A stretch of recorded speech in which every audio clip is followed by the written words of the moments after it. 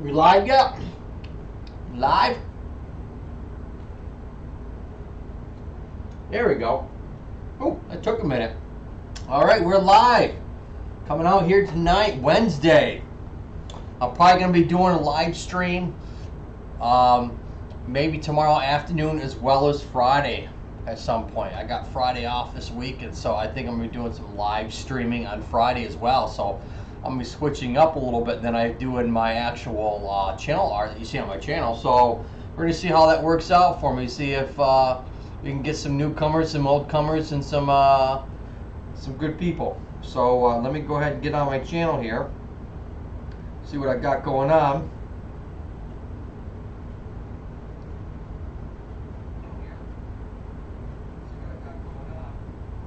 I got BETs in the house. Got Janet Ortega. Hi, how you doing?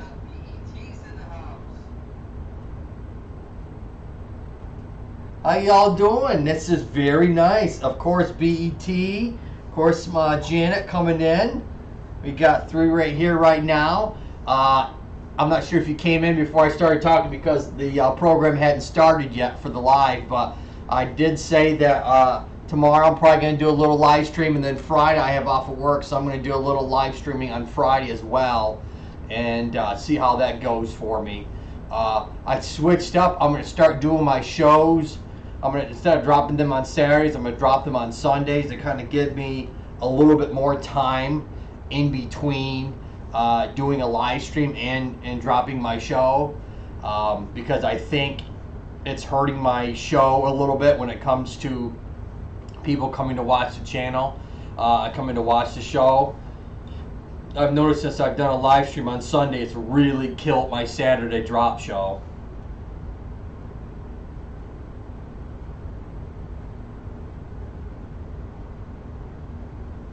See a lot of people on live stream the last since Sunday, Monday, Tuesday, and then tonight. I've seen every single night people are doing live streams. It's crazy how many people are doing lives.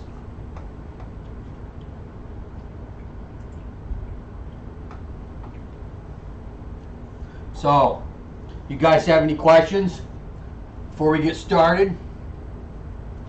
I didn't put anything up per se as a title to anything. I noticed that most of the time that really doesn't help. I mean, it gives me a focal point to start from, but I end up branching out anyways. So I'm almost making my titles vague, physical therapy questions. I have most models here if I need to explain anything. Because everyone's home. That's right, Janet. That's right, everybody's home.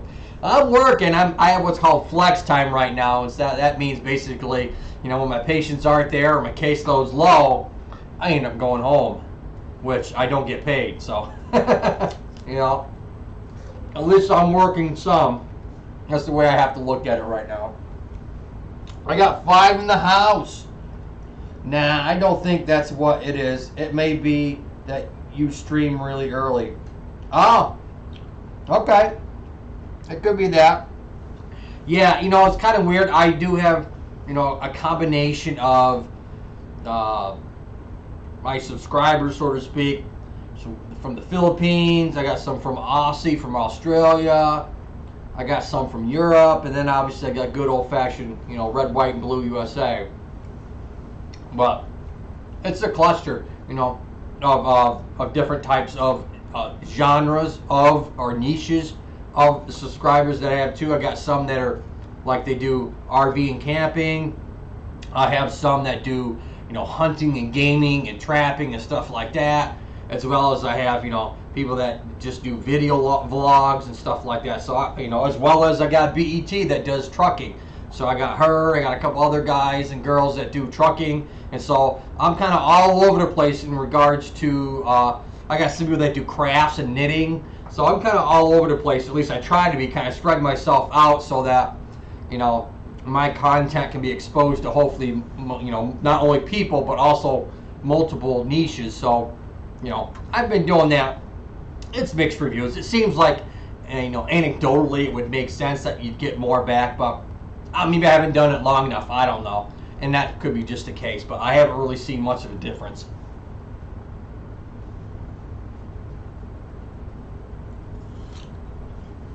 So I normally talk about the spine a bit here.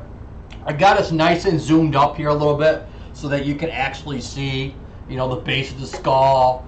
You can see the blood flow. This is your vertebral artery. You know, they run on either side. They actually have little holes within the actual spinal column itself on the side where the blood vessel actually goes through to kind of nourish everything. You know, and obviously that's the vertebral artery, goes all the way up to the brain with good old Scully here. I bet if you put out a growth stream, you would kill it.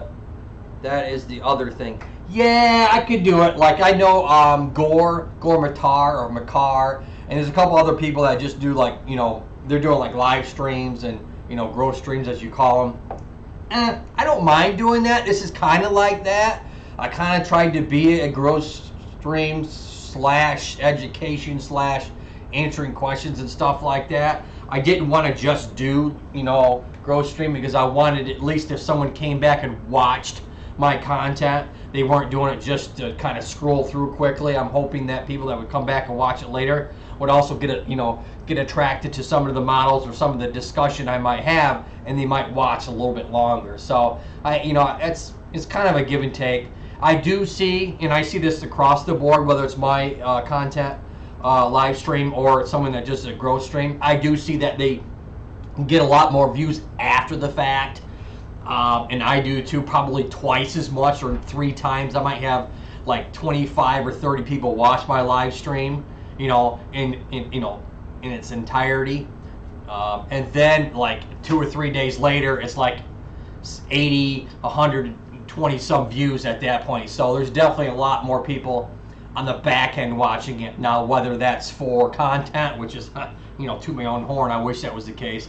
But probably some of it is just to see if they can see some people that were in the comment section and probably go to their channel and maybe get a subscriber or 2. That's probably my best guess.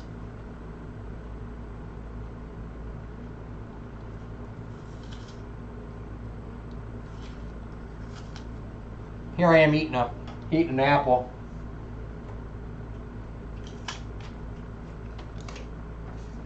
So I haven't got the green screen done, BET.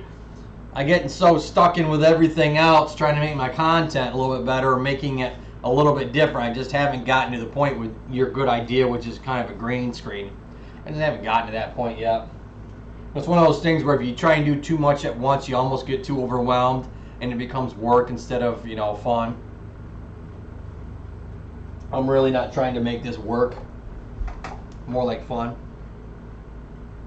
And so if we look at, like I've talked about in the past,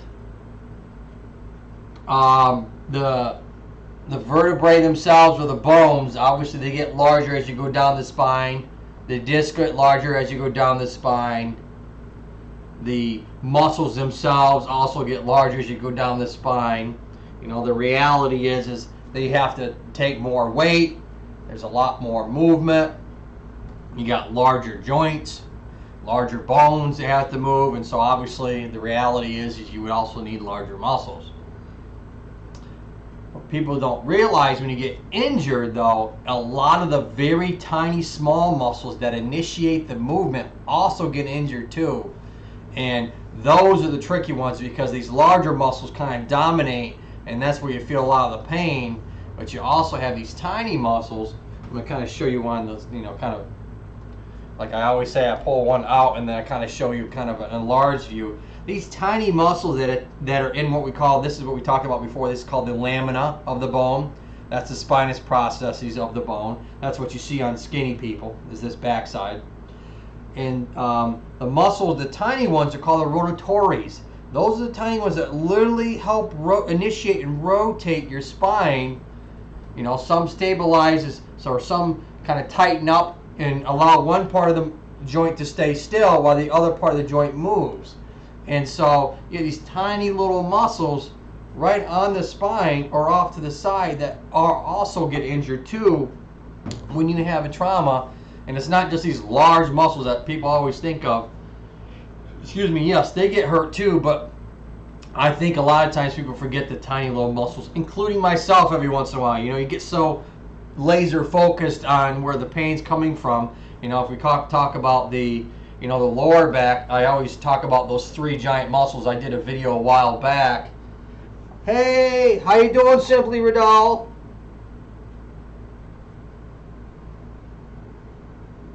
If you guys hit the thumbs up, please, or thumbs down if you don't like the content. But the thumbs up, hopefully, if you like it. I'm gonna, if you could shout me out, that would be great. If not, I understand too. If you guys have any questions, go ahead and just throw it out. Anyone we grow. Anyone we grow.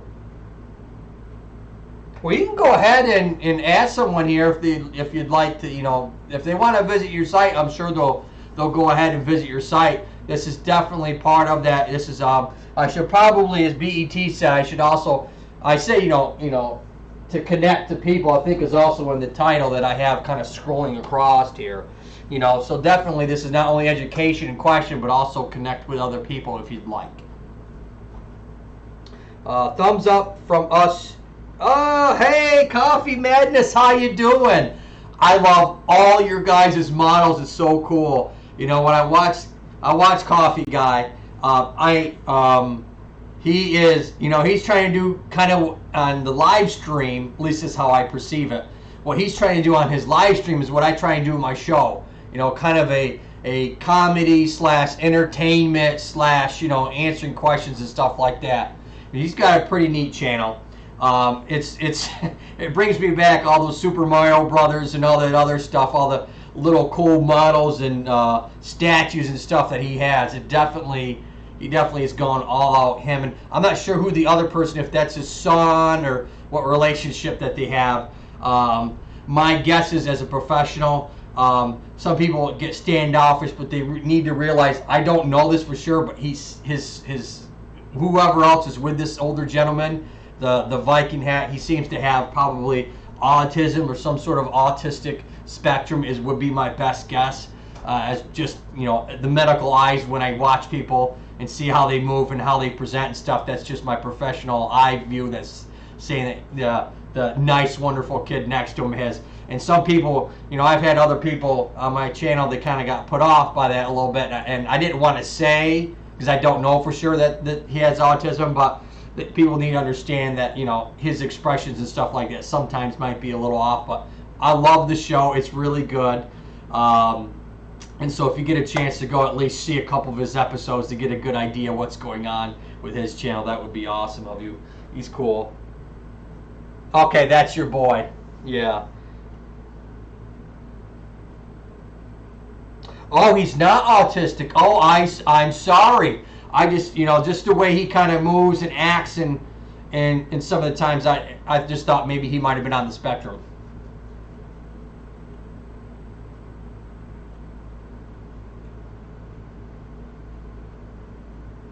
Oh, okay, I apologize. All right, that's just his quirkiness.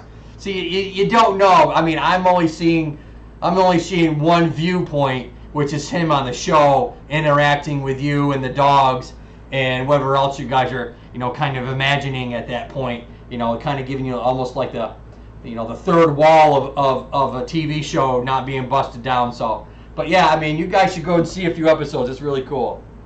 Well, thank you so much, Coffee Madness. Gaming with Marco 2020. How you doing, sir? Thanks for coming in. I got 7 in the house. I'm talking a little bit about the spine right now. If you want to connect, go right ahead. This is also a connecting channel, or live stream, I should say, as well as education. Just in case y'all wanted to come back later and you know, maybe dive into, maybe I always try and give some stats and little tidbits on certain things in regards to physical therapy and anatomy and medical issues and stuff like that, at least within my scope of practice, as we like to say. You know, I just want to stand on my soapbox for just a second. If you don't, just indulge me for a second. So my soapbox is this, is I see doctors of chiropractors, and I say this at work, and I say this all the time at work in front of my colleagues, anyways, not in front of patients, but in front of my colleagues. Doctors of chiropractors. I'm not saying this as a broad stroke, but at least ones I see, a lot of these doctors of chiropractor or DCs, they are trying to pretend that they're medical doctors. They aren't medical doctors. I see a few of them that have millions of subscribers, and they're talking about the kidneys and the liver, and they're talking about what you should eat, what medicines you should take. They present themselves as a medical doc. Now, I have a doctorate degree also. I have the same education level standards as a chiropractor, as a podiatrist, as a dentist, as a physician assistant, nurse practitioner. We're about the same education level. It isn't until you get that MD level, which is another 7 years, to kind of give you an idea. So be watchful out there is what I'm trying to get to, is these different chiropractors are out there that are trying to present themselves as more than what they really are. And sometimes you're getting a mixed bag. The tricks are almost snake oil in some instances. So be mindful of that. I like the ones that the MDs, there's a few channels out there that say that, yes, here's my credentials, I'm a medical doctor, here's where I went to school, here's where I practice. But for me, yeah, I'm a physical therapist, I have my clinical doctorate degree, and so I'm going to jump off my soapbox for now. But if you guys have any questions in that frame of reference, you can go ahead and throw them out at any time also. Oh, the Queens of New York's in the house. Peace, how you doing? Africa French Lady TV's in the house. Hello, hello, hello. Thanks for coming. I got 6 right now here. Hopefully we'll get some more. I'm actually going to shout us out just for a second, so don't mind me. I'm just going to go ahead and do that right now to different people. And not only different people, but also my different platforms. So let's go ahead. We're going to do that. Average Joe. I'm going to shout out to my Twitter. That's right. I'm also on Twitter right now. I'm tweeting. I've just untweeted. Oh, that never gets old for me. It might be lame, but at least for now, that does not get old for me, that whole tweeter thing. I'm sure it was played, nonstop when that platform first came on. And obviously, like everything else, I'm late to the game in that regards.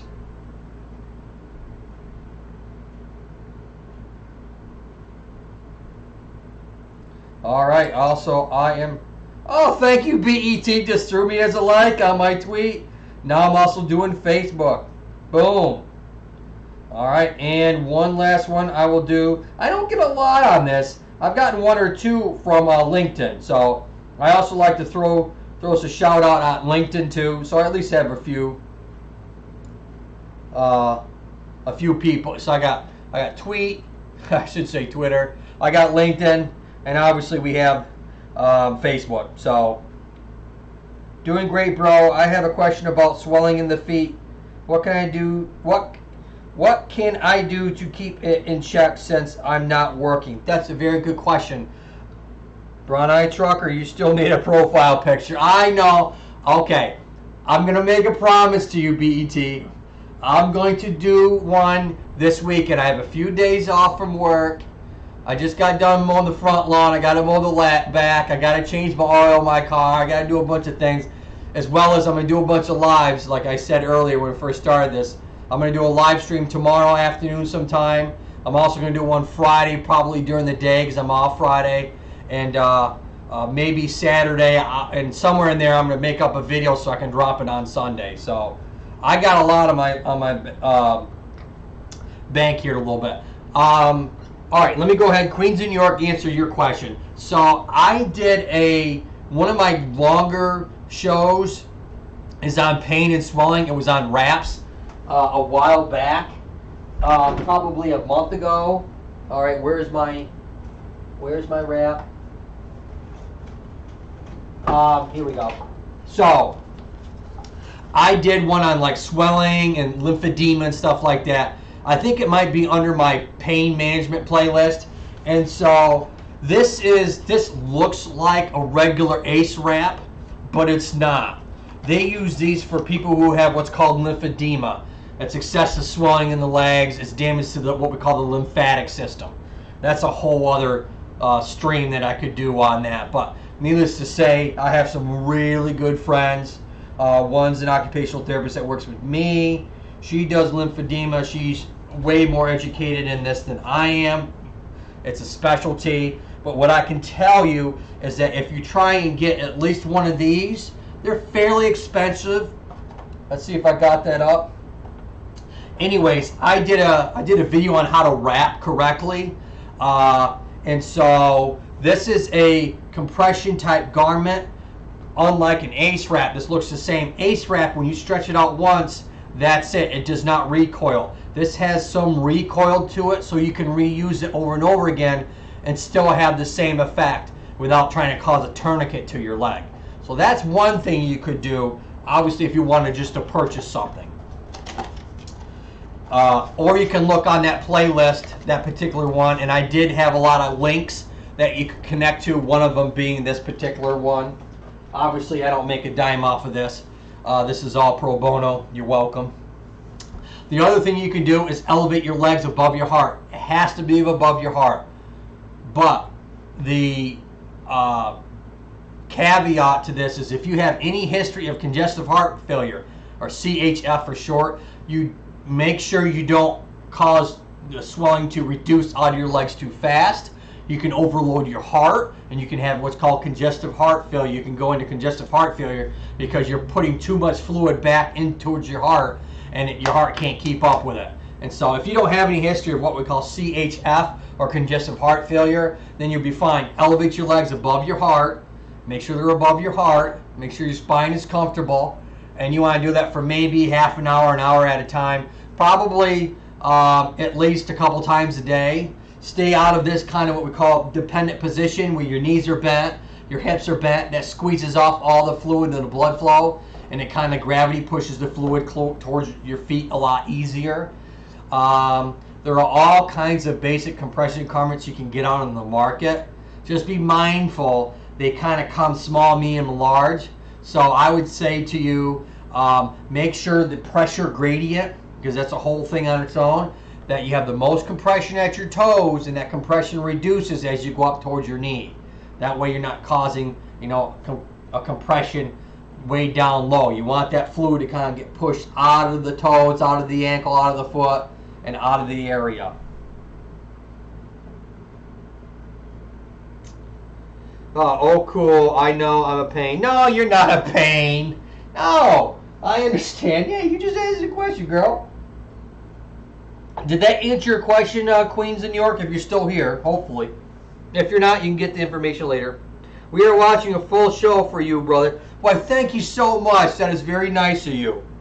There, Coffee. Thank you so much for the great advice. Well, you're welcome. If your swelling is chronic in your legs, you could always see a lymphedema specialist. They're usually either an occupational therapist, or a physical therapist. They kind of go for some extra training, and you can go ahead and they have all types of manual techniques that they do. They have a lot of education. They go over different wraps with you. They have take home type units that you can do that you can purchase. So there's a whole gamut out there. Onto itself, the lymphatic system is swelling in your legs. Those are just the basics that you can do within your own home. It isn't really going to cost you a dime. All right, so let's go ahead and I talked about these smaller muscles kind of can get traumatized and we don't think about it. Another tiny muscle that we get a lot, and I know I get from time to time, is you got that darn levator scapula muscle on the end of this crazy shoulder blade here. So it kind of sits like that. I talk about this beast all the time, this levator scapula muscle, because that thing gets irritated. It starts messing around with your shoulder blade here. It attaches here at the top of your shoulder blade. It's a main rotator muscle of your shoulder blade as your hand comes over your head. And it runs along the side of the neck muscles. It attaches to these little bones on the side on your neck called the transverse processes, and off here on the side. And it can give you a lot of pain up into your neck and give you some headaches. It can cause a cascading that then causes your suboccipital pain. It can cause all the muscles along the inner part of your neck to get irritated. It can start referring pain down into the mid part of your shoulder blade. You got lots of little cluster bundles of nerves on the underside as well as the top of the shoulder blade area that can get inflamed and start referring pain all over the place. And so that's a bugger too. It's a tiny little muscle, but boy, you get that thing angry, and trust me, you won't think it's tiny muscle very long. Thank you so much, Queen of New York. I got 6 in the house right now. Hopefully we get more people. Shout me out if you haven't. Give me a thumbs up. We'd love it. Otherwise, Scully's probably going to talk bad about you. Ain't that right, Scully?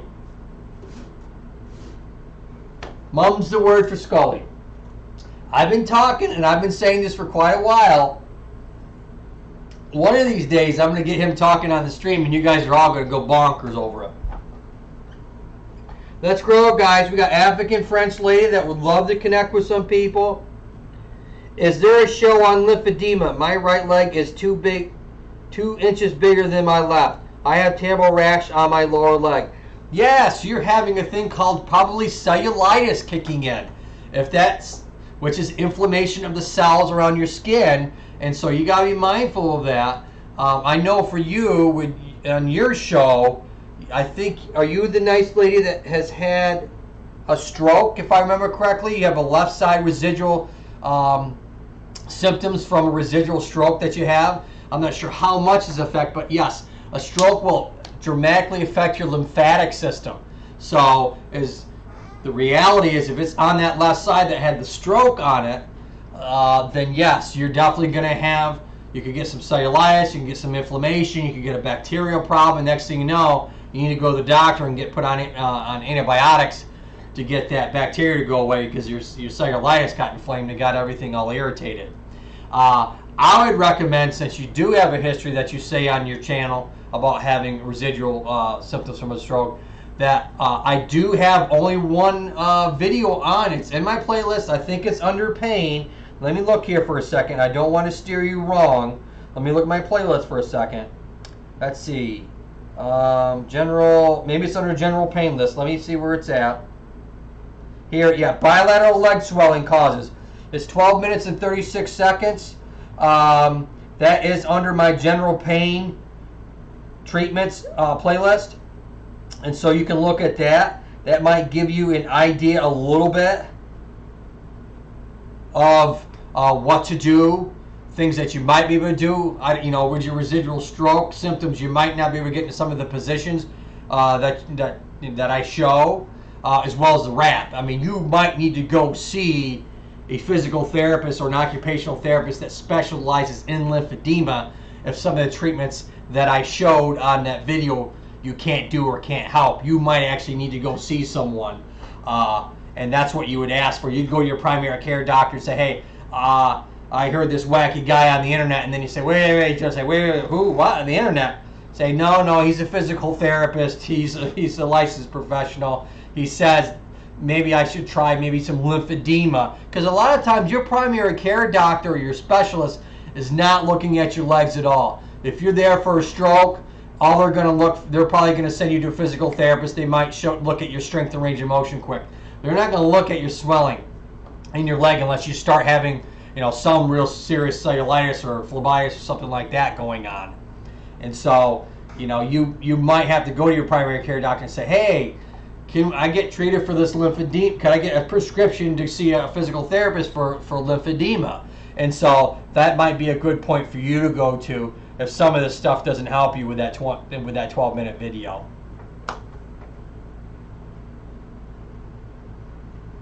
Brown Eye Trucker. Yes. So you already saw that. You already saw that one. Yes, I did. Okay. And so if that didn't help you a whole lot, that's about the gist of it. I mean, that wrap is actually what they actually use in the clinic. You can buy them. The problem is if you have a left arm, that isn't functioning like it's supposed to, you're not going to be able to manipulate that wrap well enough to do it correctly, and you probably should see, a physical therapist or occupational therapist. Have them evaluate you and do the measurements, making sure this thing is staying reduced. Yeah, if you got one size that's 2 inches than the other, it's only going to get worse over time. Lymphedema does not cure itself. lymphedema is a management treatment. There's no cure for it. Once the lymphatic system is damaged, it's damaged for life. All we're trying to do is mitigate it and making sure it doesn't get worse, and that you can maintain or at least stay within a functional level if you have a lot of swelling in that leg or arm. Look at that. You know this is organic. It's already starting to rot, unlike Twinkies. Twinkies never rot. Or Twinkies taste much better than this apple. I got 5 in the house. Now this Gore guy, I want to know as Gore Matar how he can get 20, 25 people in his house, and all he does is have a cupboard behind him.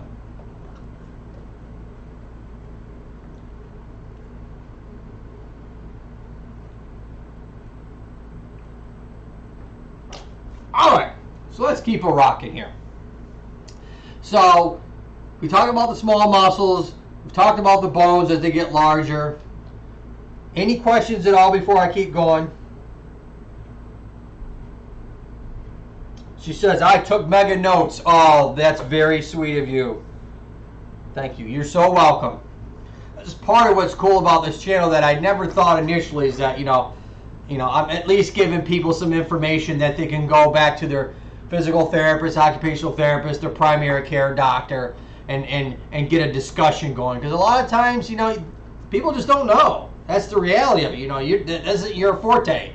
How would you know? I mean, I know, stuff about cars. I kind of dabble in a little bit of everything, but there's a lot of things, I don't know, and it's nice to be able to have, another viewpoint, someone that does have a pretty good idea, i.e. myself, and a lot of this stuff, and what's your next steps that you can do, because I don't see that a lot on different YouTube videos and stuff like that. I see them selling themselves, which I like to do. I sell myself in regards to my content. And I don't see that a lot in people. They kind of, they're selling or whatever, they're peddling around, and that's about it. I give a lot of, it's just all free. It's all good stuff. All right, so let's go ahead and work our way down the spine here. I'm going to take little mini-me here for a second. I'm going to bring her or him in the game. We're all about the him and he and her and the him. Ain't that right, Scully? Are you going to talk tonight at all? I didn't want to talk at all. If you start talking, I'll probably have a heart attack. You'll see a grown man have a heart attack in front of you if this guy actually starts talking. Yeah, that would be really freaky. All right, and so I said earlier, like I did a video. This is probably a couple months ago.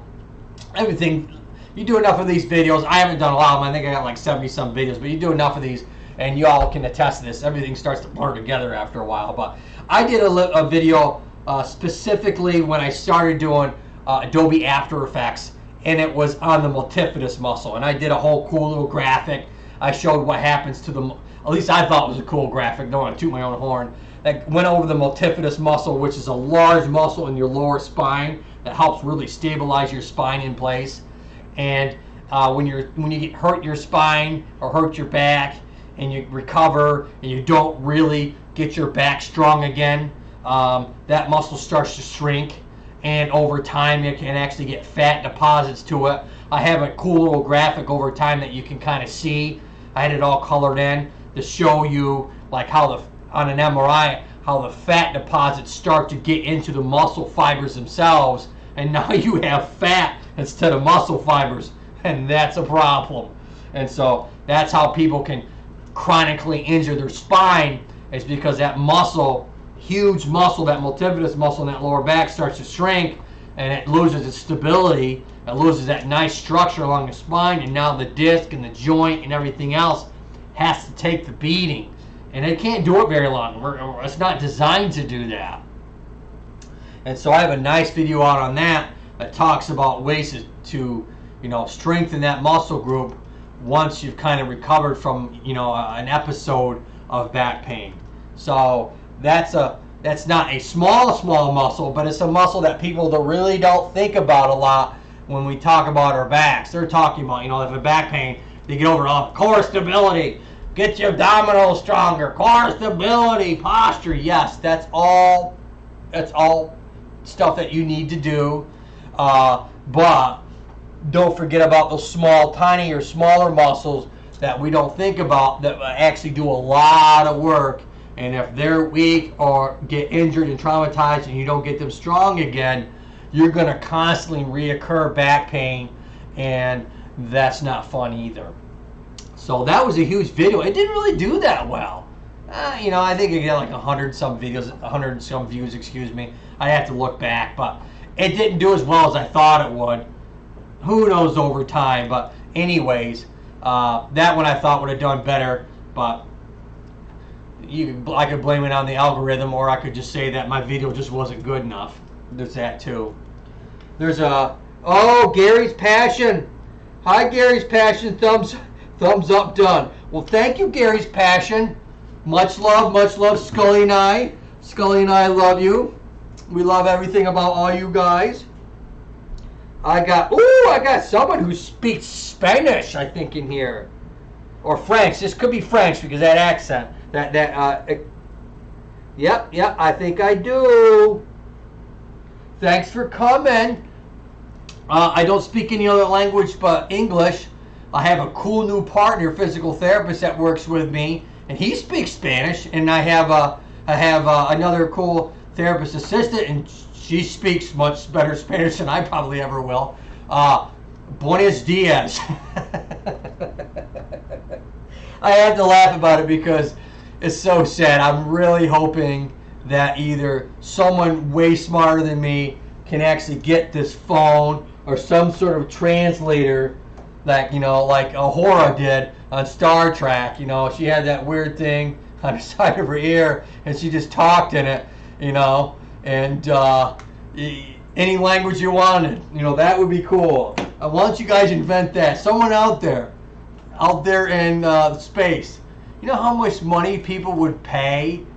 You think what? This is I don't know. This was like $1,100-$1,200. This is basically, as one of my coworkers says, this is basically a computer. And yes, that's really what this is. This handheld, call them a tricorder like Star Trek. It's really not a phone anymore. It's really it's just a tricorder.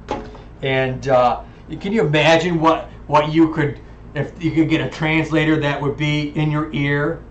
Not another human on the other side translating it, but actually software. I mean, I'd probably pay $2,000 or $3,000 if it actually worked.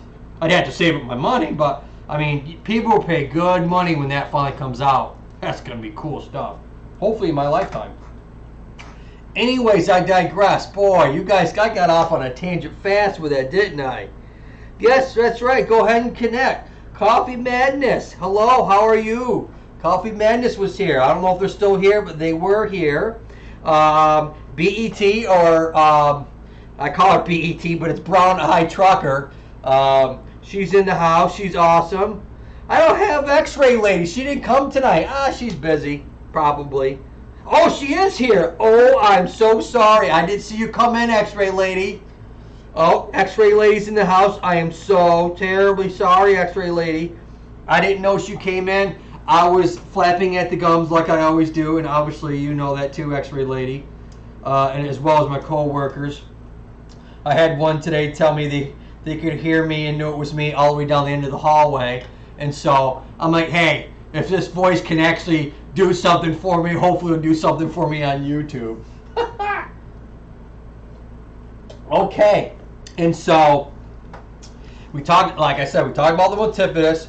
You have these small muscles besides the rotatories, which are right on the spinal column itself along the lamina, that help initiate and rotate that spine, like I am now rotating my spine, as well as you have, right now I'm sitting, I have the multifidus activated. I'm sitting on my butt bones, or what we call the ischial tuberosities. I'm not sitting like a letter C, really irritating the joint or irritating the disc. And so I got my core engaged, I got my upper body engaged.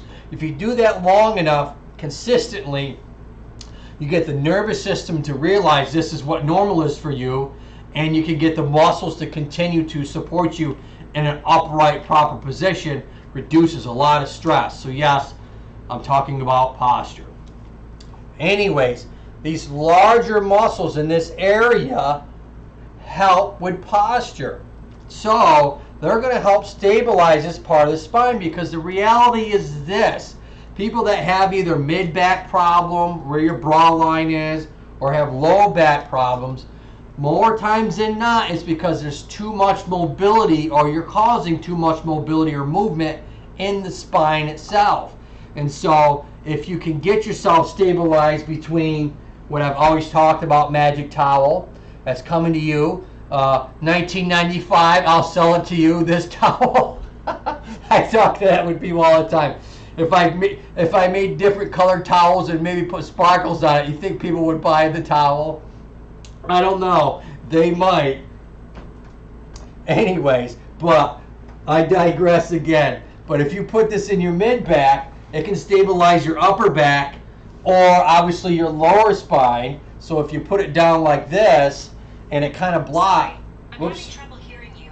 Oh, Siri, that scared the bejeebus out of me just for a second. Anyways, sometimes technology, like the ear thing, maybe wouldn't be so good. But anyways, so the towel roll needs to be down here at the sacrum level, supporting these last few vertebrae, because that's where I'm gonna throw out a statistic that I don't even know if it's true. But anyways, I'm going to say safely on the safe side, at least 50% of the problem is there's going to be too much movement in the spine. And if we brace this part of the spine when you do a lot of sitting, which you shouldn't do if your back is flared up, it will also help you. Either that, or sit all the way back in the seat, sitting on your butt bones, taking that C out of your spine and giving yourself a nice S like you're supposed to have. And that will also help with those postural smaller muscles. And so you'll get what we call tone, what we call a resting tone of those muscles. So they're always activated, but they're not giving you this fatigue, crampy sensation where you feel like you want to sag back down into the chair because they fatigued out. So that's where I'm going with when it comes to all this, when we talk about the smaller muscles of our spinal column. Hi, Jamie Joy, welcome. I got Jay-Z Joy. Hi, Jay-Z Joy. I'm going to make you an added moderator. I guess it really doesn't matter no more now that YouTube has made a big poo-poo on us putting out links and stuff like that consistently. YouTube is always trying to make it harder for us to get new friends. They want you not only to go to their channel, subscribe, watch. Probably I've watched, I can't remember who it was, but I was watching some people last night. It's a gentleman, I think he's from Australia, and he sent me a message back saying, hey, you're not subscribed to me. And on my end, I've been subscribed to him, and I've been watching 2 or 3 of his videos, and I've commented, and he still isn't getting YouTube on his end to say that I've subscribed. It's crazy out there. So be mindful of that. YouTube's dropping people that are subscribed for no reason. I've had that a few times already this week, where I'm losing subscribers, and my guess is that YouTube is just dropping them. And if some people don't come back to your content, or they didn't hit the bell when they watched your channel, if YouTube for some reason kicks you off as a subscriber, you're never gonna know. So it's wacky what's going out there with the lack of human intervention in the YouTube world at this point. The system, I don't know what it's like. It's like what the heck was that program? Terminator, the Terminator program. Oh, I'm drawing a blank. Anyway, someone will shout out to me what was Skynet. That's what it was. Skynet is messing around with our subscribers and our subscriber list. So be mindful out there.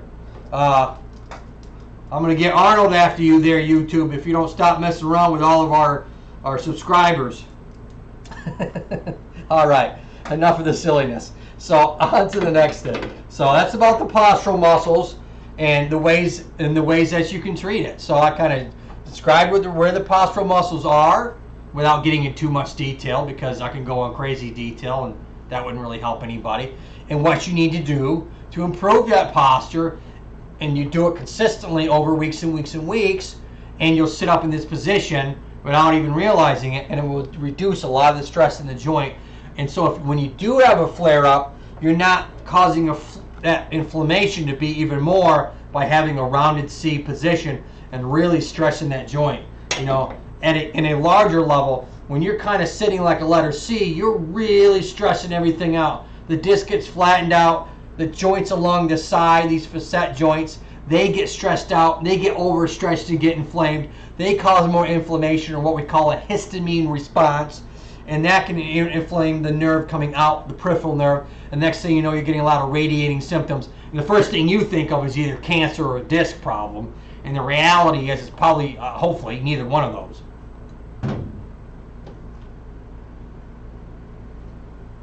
All right, I got 7. 7, lucky 7s. Wild Style Vlogs. I try to only connect with channels I'm genuinely interested in. Yes, that's always a good thing. That's called organic growth, as they call it here in the business, versus just getting on a live stream with 300 people and with green screens and flashing lights, and everybody starts subscribing to you, and then 3 days later, out of 50 subscribers, you're left with 2. You know, so you got to also weigh your cost benefit ratio of your time and effort versus how much did you actually achieve out of it too. So you have to look at, you know, as we start to, you know, in reality is we're actually, I'm not sure if you realize this or not, sometimes it's almost subliminal, you know, us being creators, or if you're not a creator, we thank you, Scully and I thank you for coming to our channel. But if you are a creator, you're slowly actually building up a brand, and whether you realize it or not, you're actually starting a small business, because once you get monetized, that's actually defined as a small business. At that point, Scully and I are going to have an LLC, and we're going to have a separate PayPal account. We're going to have a separate checking account and all that, because you don't want to mix your household, all right, with your channel. So people don't I mean, whether you realize this or not, it might be 8 months, it might be a year and a half. Who knows how long it's going to take Scully and I or the rest of you guys to get monetized. But you're actually going to have a small business. You'll be a small business owner. So that's a cool thing. If you think about how long does it take to get a business and brand, it takes a lot of money. This platform's doing it for us for free. We just got to get better at it. I noticed TikTok's taking off a little bit, but they're like 30 seconds, 40 seconds or whatever. I can't really make my content that quick. Excuse me. I would have to completely change my format, and I would obviously lose what I've done here. I guess I could do both and do both the work, but I want to be good at least at one thing, as well as branch out into Twitter and Instagram before I move on to a totally different platform. I don't know what you guys think, but that's what I think. Oh, wow. Are you getting my chat? Yes, I'm getting your chat. This would be, I don't know if I should say. Go ahead and throw that comment in there.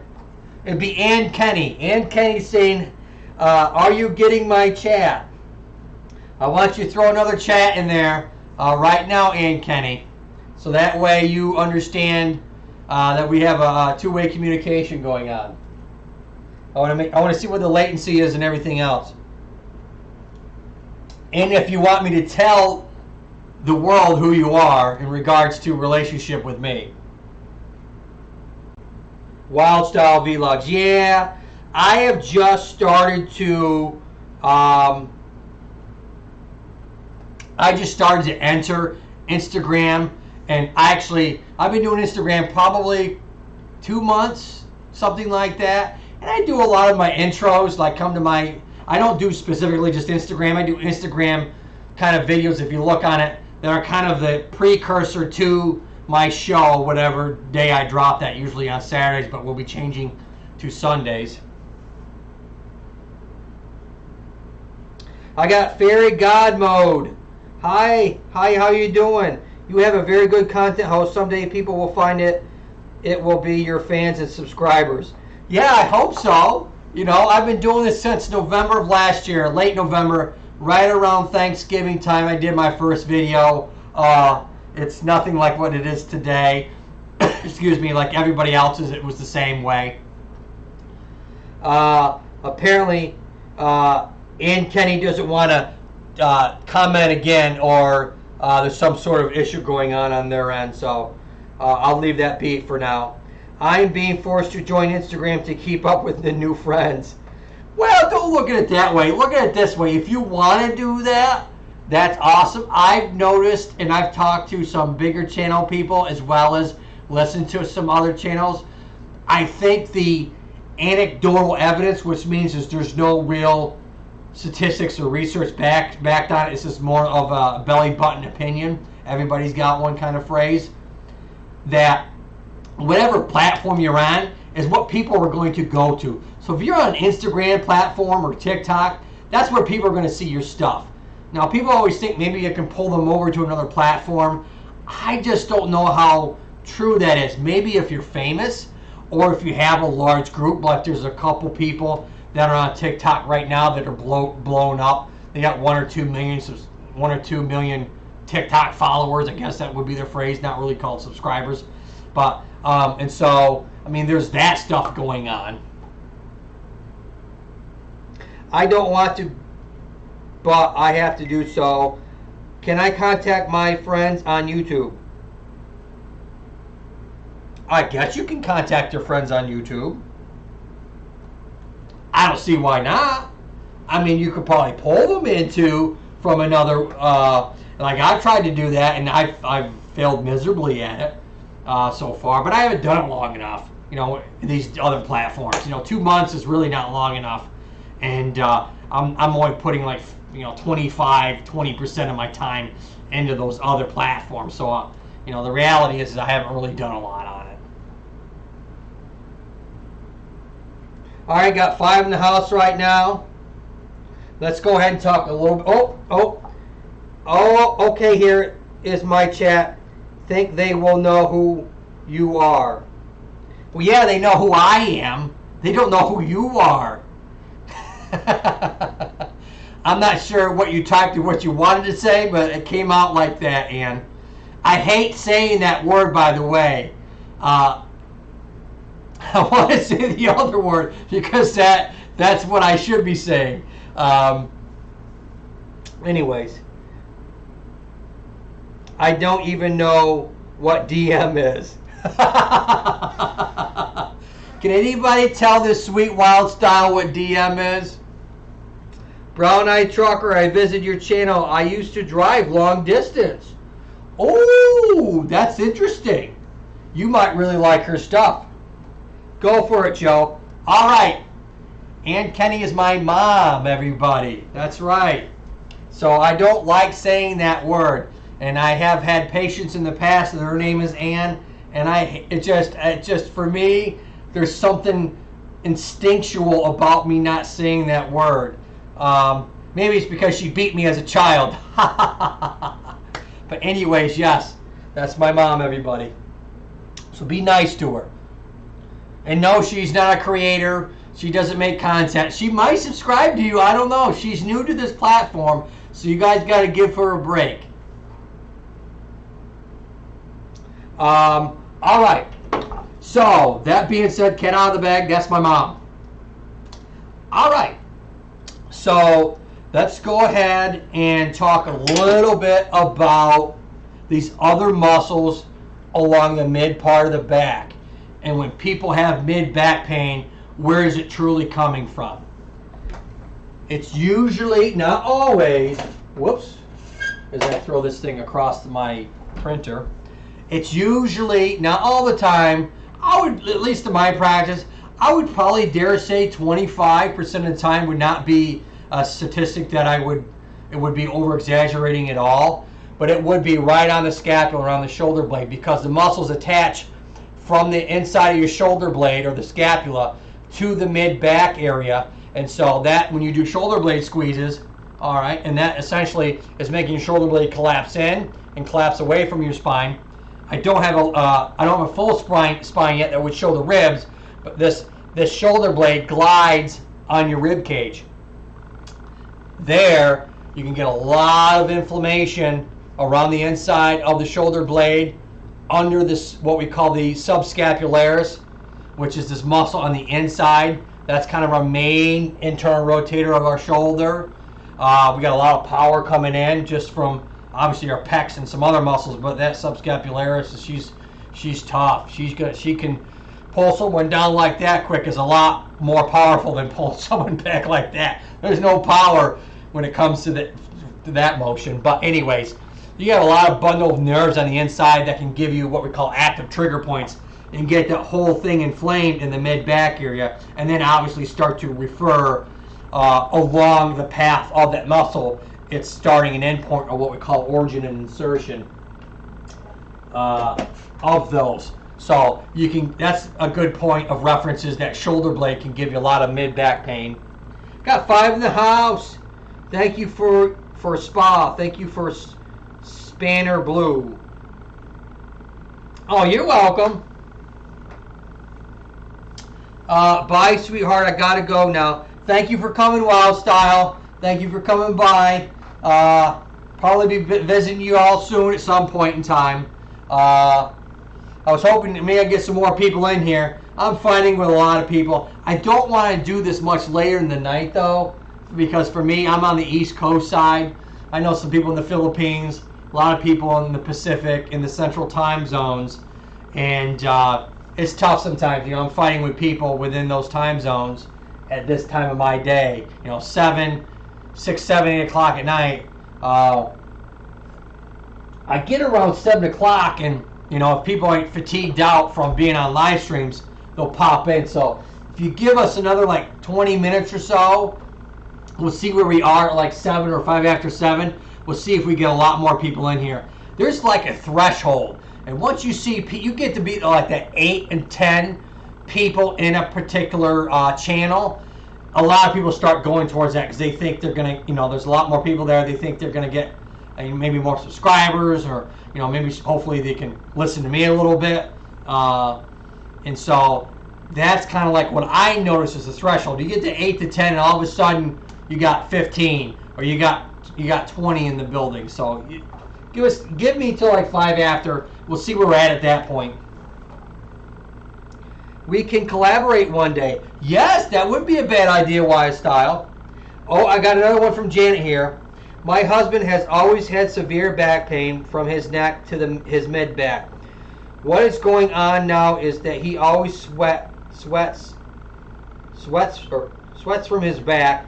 And any suggestions on what we can do for that? Well, I don't know about the sweating part, if that's what you're referring to. What we can do for sweating or over perspiration.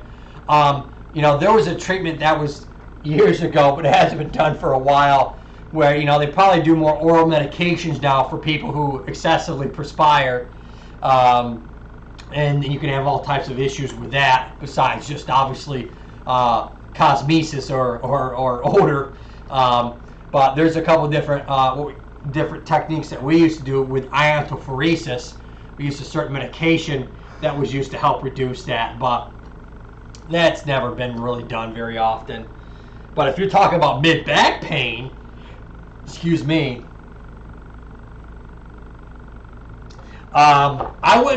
first thing I would look at, Janet, is that one video I have. It's probably in my neck playlist. It's called Levator Scapula. That's Levator, and scapula, which is basically, it's a fancy word for your shoulder blade. It's under my playlist. If you look in there, that's a nice treatment techniques. I go over TENS unit. I go over taping techniques that you can do to unload that muscle, the couple muscle groups that are coming from the shoulder blade that could be giving a lot of referral pain into the neck and mid-back area. I go over different types of massage techniques. I go over the Theracane that you can purchase. I have different links within my comment section that you can click on to go to those particular websites to purchase those items, so that you can go ahead and follow along in my video to help reduce your symptoms. There's another video that on that same playlist that is all about the shoulder and the shoulder girdle and the rotator cuff. The shoulder girdle is basically just a fancy word for this whole thing. Because when people think about the shoulder, they just think about this. As a professional, when we think about the shoulder, we think about the shoulder girdle complex, which is basically these three bones that have to work in unison, because this is essentially a floating joint. And what I mean by that, it's not like your hip or your knee, where you have a ball and socket, or you have your knee joint. I have a knee joint right here. This is not a floating joint. It's got ligaments, it's got bone, it's got meniscus. It's solid to the structure. All you have here is at your sternum, clavicle, and that's it. Or actually, technically, this is the mambrium, if you want to get fancy. But anyways, and so the rest of it is just floating. And so if you have any interruption with a tendon that could be torn or inflamed, or what we call tendinopathy, there's different phases of that, or a muscle group that is inflamed, or what we call active trigger points, any of that can cause the mechanics of these three bones not to work correctly and start to give you a lot of pain, and can give you the mechanics of the shoulder can be thrown off, and then you start having other problems. So there's a lot of different videos within that shoulder playlist, and that can help you out a lot in regards to your husband, and see if a bunch of those might help him. He sweats from his back. Well, that could be something totally different. That would you want to see a medical doctor for. Unlike a chiropractor would be trying to give you answers to your questions, like some crazy herb or vitamin or something like that. No, he needs to see a doctor. That could be a lot of things. That could be heart problems. That could be a medication that's doing that. That could be a diabetes that's doing that. There could be a lot of things that's causing sweating. That's kind of like what we have in physical therapy, which in any profession, any professional at my level, a doctorate level, we have what are called flags. They're metaphors, anyways. Yellow or green, yellow, and red. Green meaning go, that's you have no problems. Yellow meaning something's not right here, and red meaning okay, we got to make sure we get this person referred somewhere else. And this guy that you're talking about to me, without knowing this guy's history, your husband's history, not knowing anything, obviously there's healthcare guidelines and laws that we have to abide by.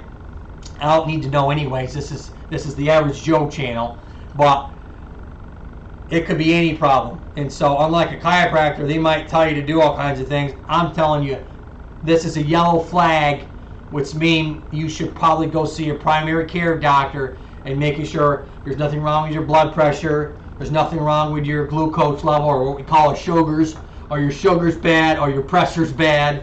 That's what we say Average Joe style. But though any of those could cause a problem, and so that you definitely are in the yellow flag range when it comes to that. So I would say that's a problem you should see a primary care doctor about.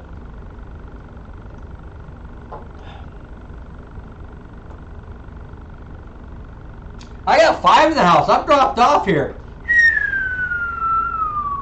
That's all right. It's not 5 after 7 yet. I'm still waiting. We're going to give it around that time. That's why I also started a little bit later too, because if I have off Friday, and so I'm going to do some live stream during the day. I'm going to see how I do. Like, I would be able to do this when I'm at work anyway, but I'm kind of curious if it's not the time of day I'm doing my live stream versus, Scully and I having our hearts broken because people don't want to come and see us.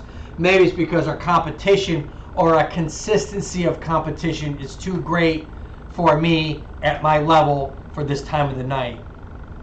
Cross my fingers. I have no idea. It sure sounds good. Okay. So that was the mid-back and the muscles around that area. So thank you very much, Janet. I will check your playlist, then try a telemedicine call. Yeah, you can definitely do a telemedicine call. If he's having any other types of symptoms, I'm not a medical doctor, but they're going to go through a gamut of any other symptoms that he might have that might make it go from a yellow flag to a red flag that he needs to follow up with someone fairly immediately. Maybe in 10 years or so, you'll be able to have your own blood pressure cuff, your own glucose monitor, your own heart rate monitor, and everything else, and boom, you send it Bluetooth, and they know immediately. It probably will be that way at some point.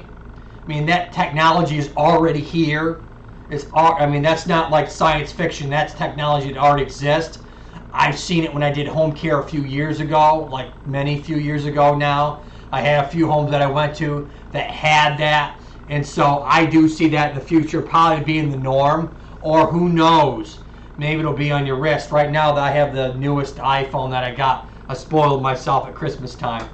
And, this does EKGs, or ECGs, not EKG, ECGs. And, fall prevention, it has that. So who knows what will happen in 10 years. The reality is no one can look past probably 5 years.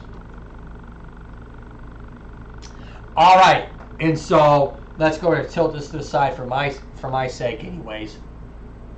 So we got the mid part of the back. Most of the time, it's not a disc problem in the mid part of the back. I would dare say 75 to 80% of the time.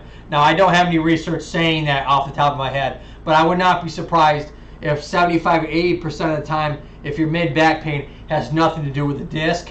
The reason why I say that is because you got your ribs. Your ribs really stabilize your mid part of the back. And so it's all about you have more stability, but you have less mobility. And so that's what you give up in this instance. So most people, if they had mid back pain, it's really not, people think, is it a disc? More times than not. You might get an MRI in there that might show a disc. Oh, it's a degenerative disc, or you might have a bulge. That's still probably not where your symptoms are coming from. You can have a lot of false positives with any MRI or any test. Hence, the COVID-19 has some false positives and false negatives. And so it's, we got to get a really good test that has really high sensitivity and specificity. Ooh, that's a hard word. Say that 5 times fast. Scully's not even going to say it once. No, he's not going to say it once. 6 in the house. Lionel! Lionel's here. Lionel's in the house. I haven't seen Lionel in a few weeks. He's been busy. He's up in good old Canada. They got a better anthem than we do. But they're basically the 51st state. Come on, Canada is the 51st state. I know Quebec wanted, or is it Montreal, Quebec? I don't know. I know the falls are beautiful on the Canadian side. But didn't they want to annex themselves from Canada at one point? Hey, do you speak French, by the way? Oui, monsieur. Lionel, he was here. God, probably my second live stream. He's got a pretty cool channel. I didn't go to you this week, Lionel. I know I didn't. I know I did last week, but I didn't do it this week. Well, it's only Wednesday. But 50-cent word times 5. Lots of money for that word. Yes, he speaks French. Ooh, I took 2 years of French in high school. I don't remember any of it. Parlez-vous français? I remember that. I had an uncle. He was awesome. He passed away. He knew French a little bit, and so when I was going through high school, him and I would work a little bit, and it actually helped. Right now, everybody where I live, they all speak Spanish. And so my French doesn't do squat for me, guys. That's right, I should have took Spanish. Oh well. Like I said, I'm hoping for that Ohora thing someday where I can just tell me whatever language I want. I hear it perfectly fine in my ear when you're talking, but unfortunately, this is a pulse oximeter, and this just tells me my oxygen level in my bloodstream, in my heart rate. It doesn't say anything about French or Spanish or French. Yes, Mom, I'm silly. She already knew that though. Janet Ortega, thank you. On my way to you. BET's on her way. She's gonna drive her truck over. Do you guys do the big thing or the little thing? My mom used to be a trucker. Hey, Mom, that might be a good idea if you can, or maybe you won't be able to do it because you don't know how to do it. If you want to subscribe to BET, Brown Eye Trucker, she's a tractor trailer driver, and I know you did that for a little bit. Makes a nice earring. Nice. Oh yeah. Hey Mom, you knew I had an earring in college, right? Yeah. That's why Joanne stayed with me, is because she stayed with me because I had an earring. First it was the car. You know, she went with me because of the car, and then she stayed with me because of the earring. Yeah. Now she stays with me, I think, because she loves me. I agree, brother. Cool gadget, but what about the joy of learning and discovery? Oh yes, I know, but you know, if we could be like Neo in the Matrix and just kind of like zap ourselves into it, that would be cool too. Of course, I'm not sure how well the brain would do. The brain probably would turn to mush after a while. That's true. There is a lot to say for learning, and I'm an advocate of learning. Obviously, I've learned this from scratch. I mean, the YouTube thing, I already knew about physical therapy, but learning everything but physical therapy from scratch has been a long haul. It reminds me when I was finishing up my clinical doctorate, and we had to do a research project, and I had to learn this software program that was a statistical software program. It's where you put all your stats in, it comes out, and it kind of gives you an idea of, there's a whole bunch of stuff with statistics. Half of it I fell asleep and forgot, but the program was called SPSS. I don't remember what the acronym was, but I had to learn that program from scratch. That was grueling. I figured if I could learn that, I could learn anything. Hence, I learned this. And continue to learn too. Think about someday some young grasshopper going to show up to your place, your little gadget. He tells him what's to do while you pay your dues. Yeah. Physical therapy or therapy in general is trying to get into telemedicine, where basically the physical therapist is on a screen. Kind of like in this instance, and they're telling you what to do. I find that, like, for medicine-wise, I think you could do that because there is, you can get away with not too much hands-on. But for a physical therapist, I find it very hard to do physical therapy through a monitor if you have a hip replacement or a knee replacement or a stroke or a shoulder surgery or, if it isn't just chronic pain nature, I would find it very hard to do physical therapy. Now, maybe if you had a physical therapist assistant doing that, but they don't need me on the other side anyways. They go off of my evaluation and my plan of care and stuff like that, so that'd be kind of redundant. But I don't really I don't at this point see physical therapy going into the telemedicine. Maybe certain diagnoses, but none of the ones that I've talked about, spinal surgeries and stuff like that, strokes, cerebral palsy, brain injuries, spinal cord injuries, amputees, all this stuff. I find it very hard to be able to do start to finish telemedicine. I think it's not in the scope at this point as physical therapist. I got people coming and going in this place. I got people to stick and stay. I need you to stick and stay. Kind of like cooking. Cook from a cookbook. Or Granny's kitchen where it's all instinct. Which is better? Question mark. Kind of like a cookbook Cooking from, yeah. Well, when you talk about cookbook, I mean, we have algorithms.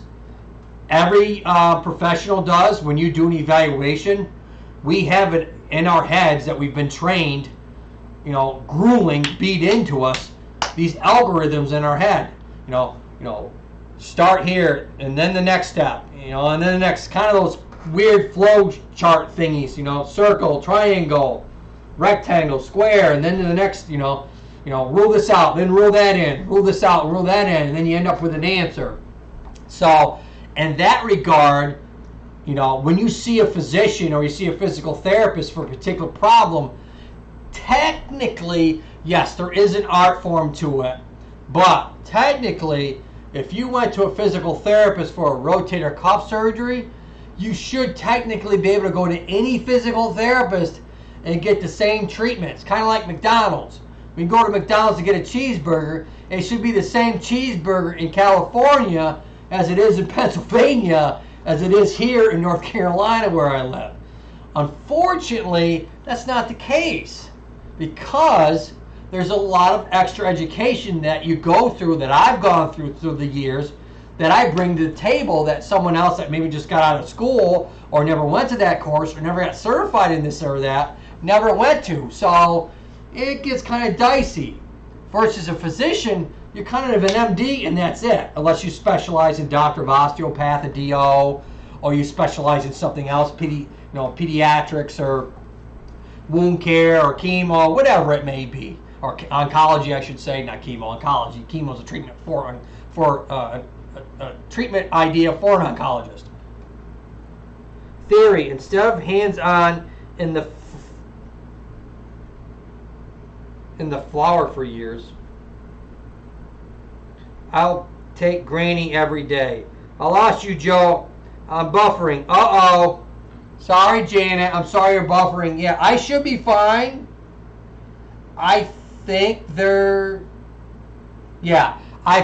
probably a 20 to 30 second delay. It's not on my end. I have it as streamed out. I think the reality is there's just a lot of people on the internet constantly. I have 400 megabyte stream. I'm hooked to Ethernet cable, so I'm locked and loaded and moving it. So if you look at my monitor, I'm moving smooth stream pretty close. I might have a glitch every few seconds, but that's because I'm running at 1080p.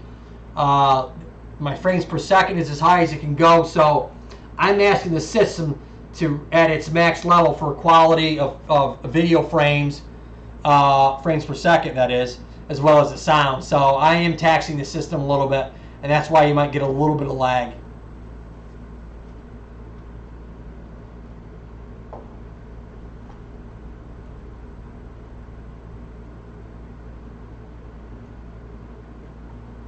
I am running 5 hamsters on the wheel, so my router's streaming great.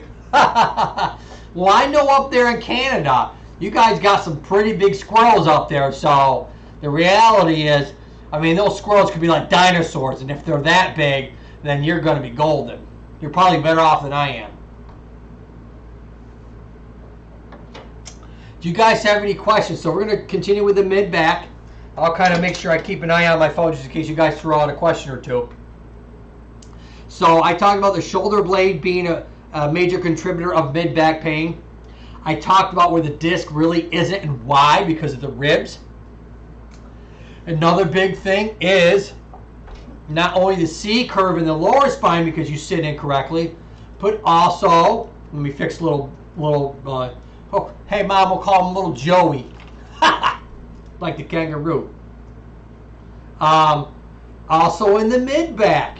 If you sit like this a lot, forward head, rounded shoulders, or what we call protracted shoulders, you can have what we call a kyphosis. I'm sure you guys have heard that before. At least it's a technical term, but also a lot of layman terms, so people use that a lot, so some people know what that is. But basically, it's your mid-back, it's kind of rounded forwards. And so that causes a lot of stress at those joints in your mid-back area. So when you're sitting, you want to sit back in the chair, or you want to get magic towel again, all right, and put that at the mid back. And so you're sitting back. You're not sitting rounded. You're sitting straight up. And your muscles are relaxed because you're basically hanging on the ligaments as well as the counter pressure from the back of the chair and the towel.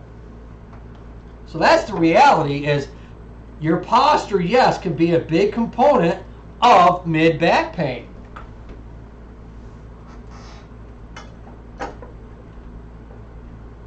So we have the shoulder blade, we have the disc, what it doesn't do, we have postural issues that can happen. That joint, those muscles can get over elongated or overstretched. Realize this. Here, let me get a rubber band in a second. I'm going to show you something.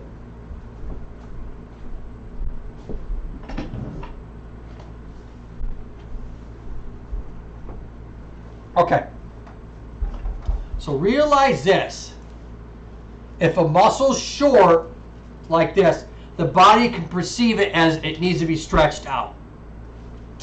But if the muscle's over elongated or overstretched, sometimes people have this perception that it needs to be stretched even more. And so it's kind of like, I don't know if this is a direct relation to hot and cold, but it's a good synonym that I can use. So when something's super cold, our body can't tell anything. All it can say is that it's hot. So we have limitations, our sensory system, everything does, our eyes, our ears, everything, as well as the parts of what I call the proprioception, our joints, our receptors in space, as well as our muscles. They only can tell us so much. So they can tell us whether something's too short and needs to be stretched, or something just feels like, you know. And the reality is, if you're feeling like it probably is already over elongated and you shouldn't stretch it even more. And that happens a lot with these muscles in the mid back when you're having postural issues, when you're having shoulder blade issues. Those muscles are over elongated, and I show you ways to put everything back into a shortened position. Well, it's taping techniques, postural positioning, strengthening exercises. So I hit the gamut of trying to put all the muscles back into a shortened, rested position versus over elongated, because when something's over elongated also, the blood gets squeezed out of it and your tissue becomes anoxic, you know, where it doesn't get good oxygen in it because it's not getting good blood flow to it. Your muscles have to stretch and shorten, stretch and shorten.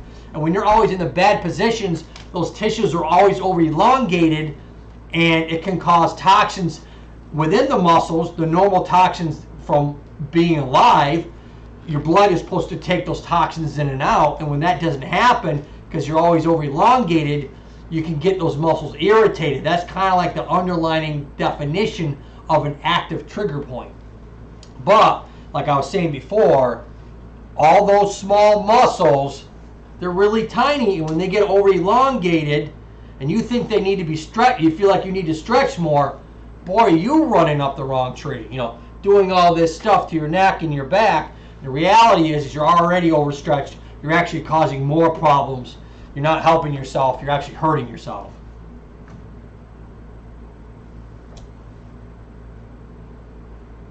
Should he add the magic towel? Yes, he should add the magic towel. Make sure it's thick enough. You might actually have to use a beach towel. This is just a washcloth that I use. But you want, you know, either a beach towel or a pretty good size, probably around that radius, depending on if he's at least my size or bigger, a big boy. Ooh, boy, excuse me. I need to eat dinner at some point, Mom. Yes, I know it's 7 o'clock and I haven't eaten yet. You need to have about that radius. And so that way, when he sits back, he's up and straight. If it's too flat, all right, you're still going to be rounded a little bit at this part of the spine. The reason why we're using a towel and not a pillow is because we want density. You hear that? That's dense. No, not my head, the towel. And you want that so that it does give some support, but unlike a pillow will flatten and cave in. It's not dense enough over time your body weight will squeeze that out. And so you want to take the towel, put some tape around it to keep its shape.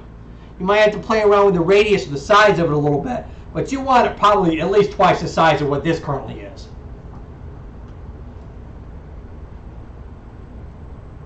All right, so he's smaller than me. Wow. Okay.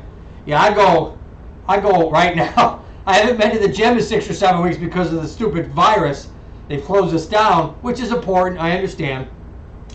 And I've been going for walks and stuff, but it's not like going to the gym. And so I probably gained 5 pounds. And so I'm running about 192, 193 now. And so, yeah, I'm 25 pounds. I'm almost 25 pounds heavier than your husband. So this might be, and that's a lot. So this might be the right size for him. Hi, yay, Cher Bloom, how you doing? In the house. Cher Bloom 87. If you want to connect to others, that'd be awesome.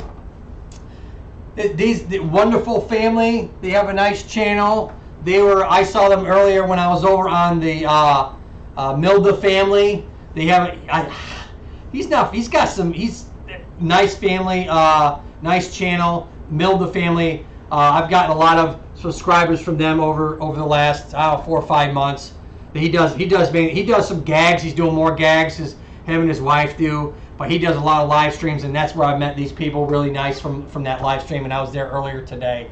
MELDA, a shout out to them, Milda family. If you want to look, their icon's yellow. If you share to Bloom, if you want to drop a link for Milda family in my comment section, that would be awesome.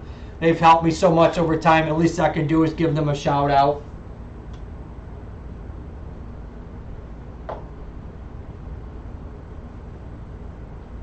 Truth time, brother. The few extra pounds, yeah, hate it, but part of like it. No, I don't like gaining weight. That's not, what do they say? Practice what you preach. I mean, okay, I don't want to toot my own horn. I have some muscle mass on me. I'm not 195 pounds of fat. And I do have a little bit on me. And if my mom's still there, she's probably shaking her head at me right now. But needless, I got a little kid in here a little bit. But I do need to probably lose a good 5 or 6 pounds. So I guess, just in case, God forbid, or Scully, if I do get sick, I at least will be able to have some reserves on me.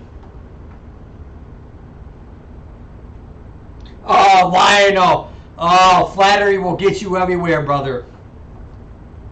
There we go. Thank you so much for throwing that down there for that. So that's the Milda family. And Amara, they're wonderful. They do live streams. Their live stream's over now. He does them Monday, Wednesdays, and Fridays. Eastern Standard Time for me. It's like 4 o'clock. He's doing them now. He used to do them at like 4:30, 5 o'clock, but I think he's gone back to 4. And I think he's only doing Monday, Wednesdays, and Fridays. He was doing them every day for a while until he got about 10K subscribers, and then he's pulled back. But shout out to him and his family. They're wonderful people. Yeah, I'll probably lose it quick. It usually, I have to realize, and you should too, this is a nice little tidbit for you all. If any of you guys exercise, fairly frequently, when you've stopped exercising for as long as we have, 6 or 7 or 8 weeks, be mindful that you're not going to go back to where you were. That your nervous system actually has a period, we call it, we have muscle memory and stuff like that. But you want to give yourself at least that period of time, or even more, to get back to where you were. Your nervous system can recover pretty quick, bringing certain synapses back online, so to speak, to the muscle fibers. So you're going to feel stronger within that first 2 weeks, 2.5 weeks. That's just your nervous system. That has nothing to do with muscle fibers or tendons being able to take that weight.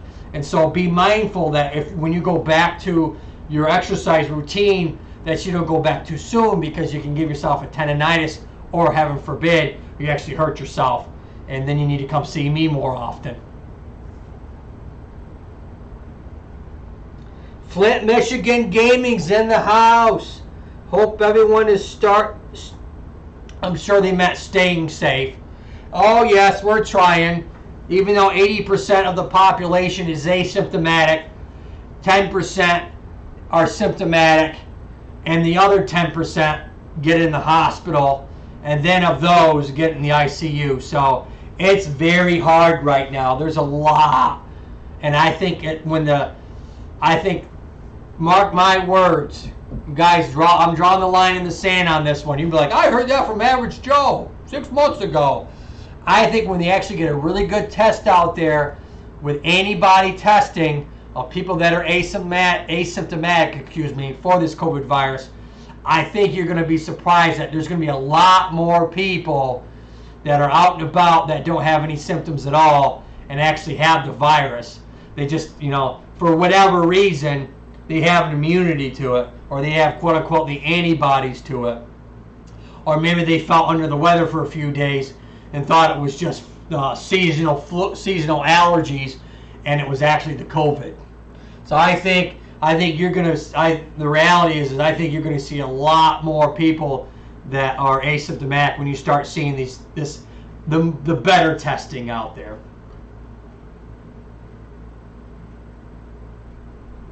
Yeah, the COVID virus is real. Yeah, it's an actual coronavirus. Yes. It does exist. Yeah, it's not fictitious. God or whoever you believe in, that you get it. If you do get it and you're not one of the lucky ones, I've had to treat people with the COVID. Trust me, it's real. It's not fake, brother and sister. Frontline people, trust me. People dying with it. What do you think 10, 12, 13,000 or whatever it is just from New York State alone, and the other 100,000, 700,000 people that have died from it? Trust me, they're not dying from fantasy. They're dying from the COVID virus. They could be dying from other things on top of the COVID virus. It's kind of like this. When someone has, and you probably don't realize this because you're not in the medical profession, I would assume, with a statement like that. When someone has dementia and they die, they are actually not dying from dementia. They're dying from either pneumonia or from aspiration, which means is that they are swallowing their own fluids and it's going down into their lungs instead of down into their esophagus where it belongs. It's going down into their trachea, and they're basically drowning themselves. They basically filled their lungs up with fluid because their muscles in their throat. I'm not a speech therapist, so I don't specialize in this, but essentially that's what happens, and they drown themselves. Or they get sepsis, they get a urinary tract infection, and sepsis essentially is bacteria in the bloodstream, and that kidney shut down, liver shuts down, and they die that way. So yes, and are people that like Christopher Reeve, Superman, had a spinal cord injury. They said he died from a bed sore. He didn't die from the bed sore, he died from sepsis. The bed sore got infected, the infection went to his bloodstream, which is a bacteria, and it killed him. It shut down the rest of his system, and that was it for Superman. So yes, people dying from COVID-19, a lot of them have other medical problems, hopefully, that you don't have. Yes, you can die from the COVID. Technically, people are dying from sepsis or pneumonia. That's the reason why it was misdiagnosed early on, and we're finding out more and more that was over here a lot earlier just through good research. That's right, not praying, which I don't know how much that helps, but good research found out that this virus was over here a lot sooner. It was misdiagnosed for pneumonia because that's what people were getting, is this sepsis-based pneumonia, and that's what they were treating it for, and wondering what the heck's going on with all these cases.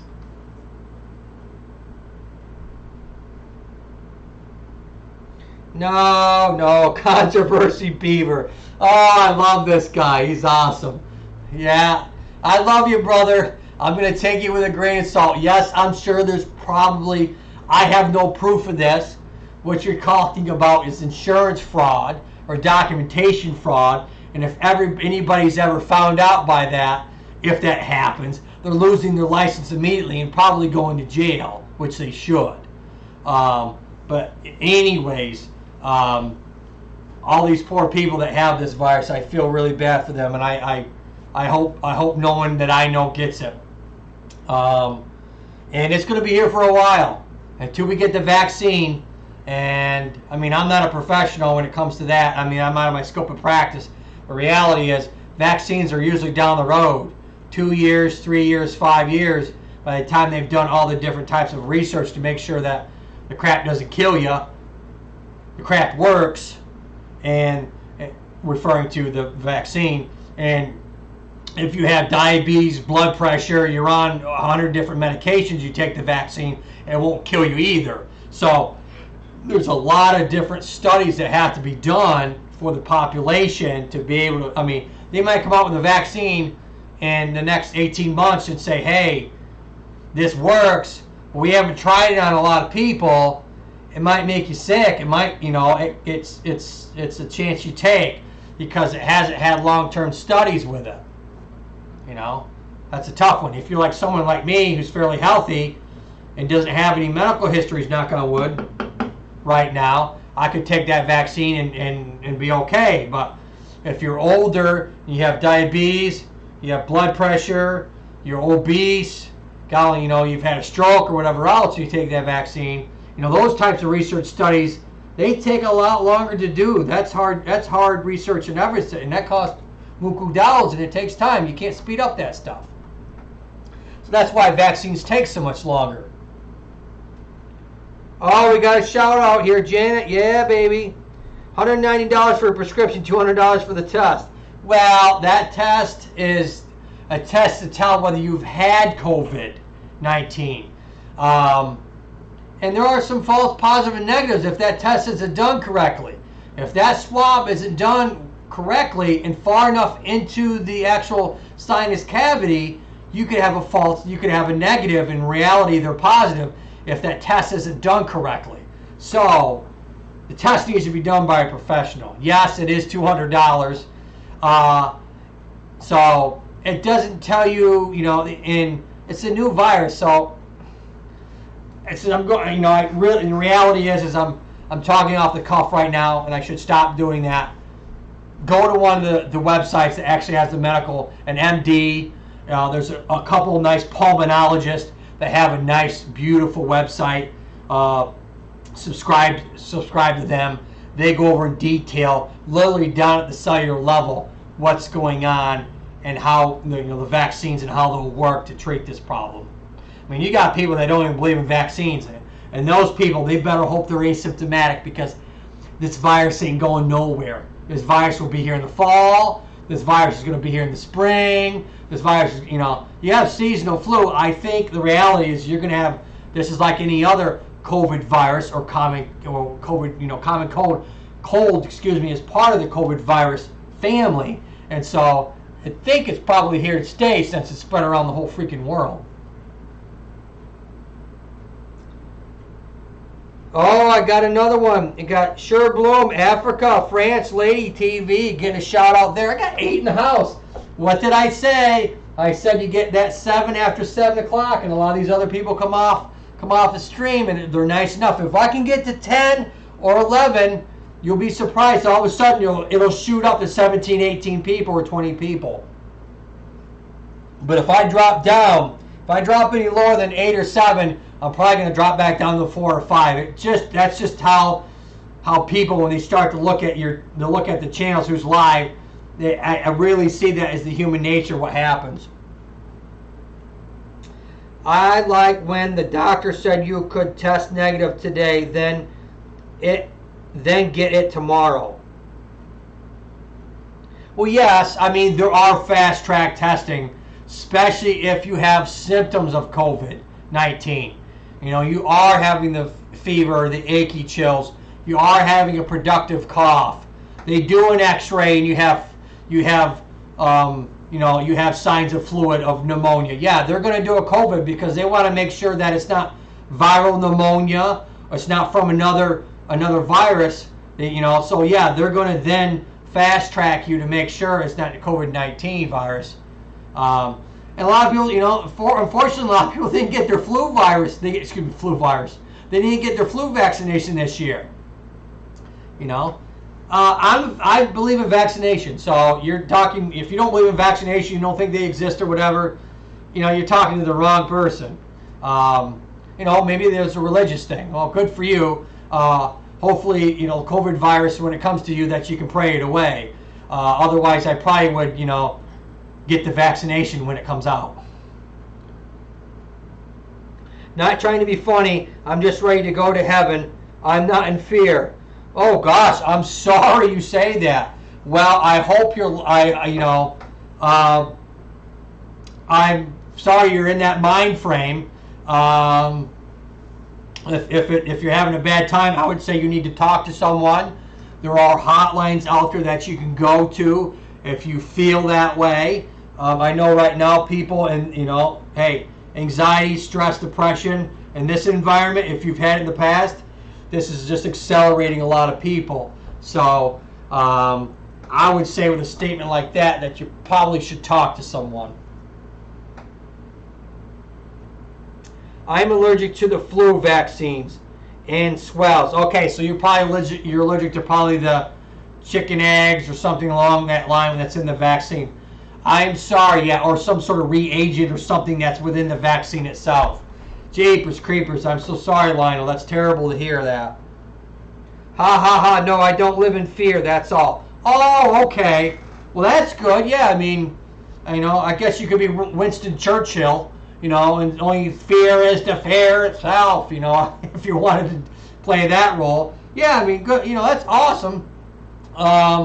Just realize, and it's this case for every virus when it comes to protecting someone that's elderly. Let's say you just had the regular flu virus and it was a typical year, and you have a loved one that's elderly that has a lot of medical problems. The last thing you want to do is go to their house during a high ramp flu season. You could give them the flu and you could kill them.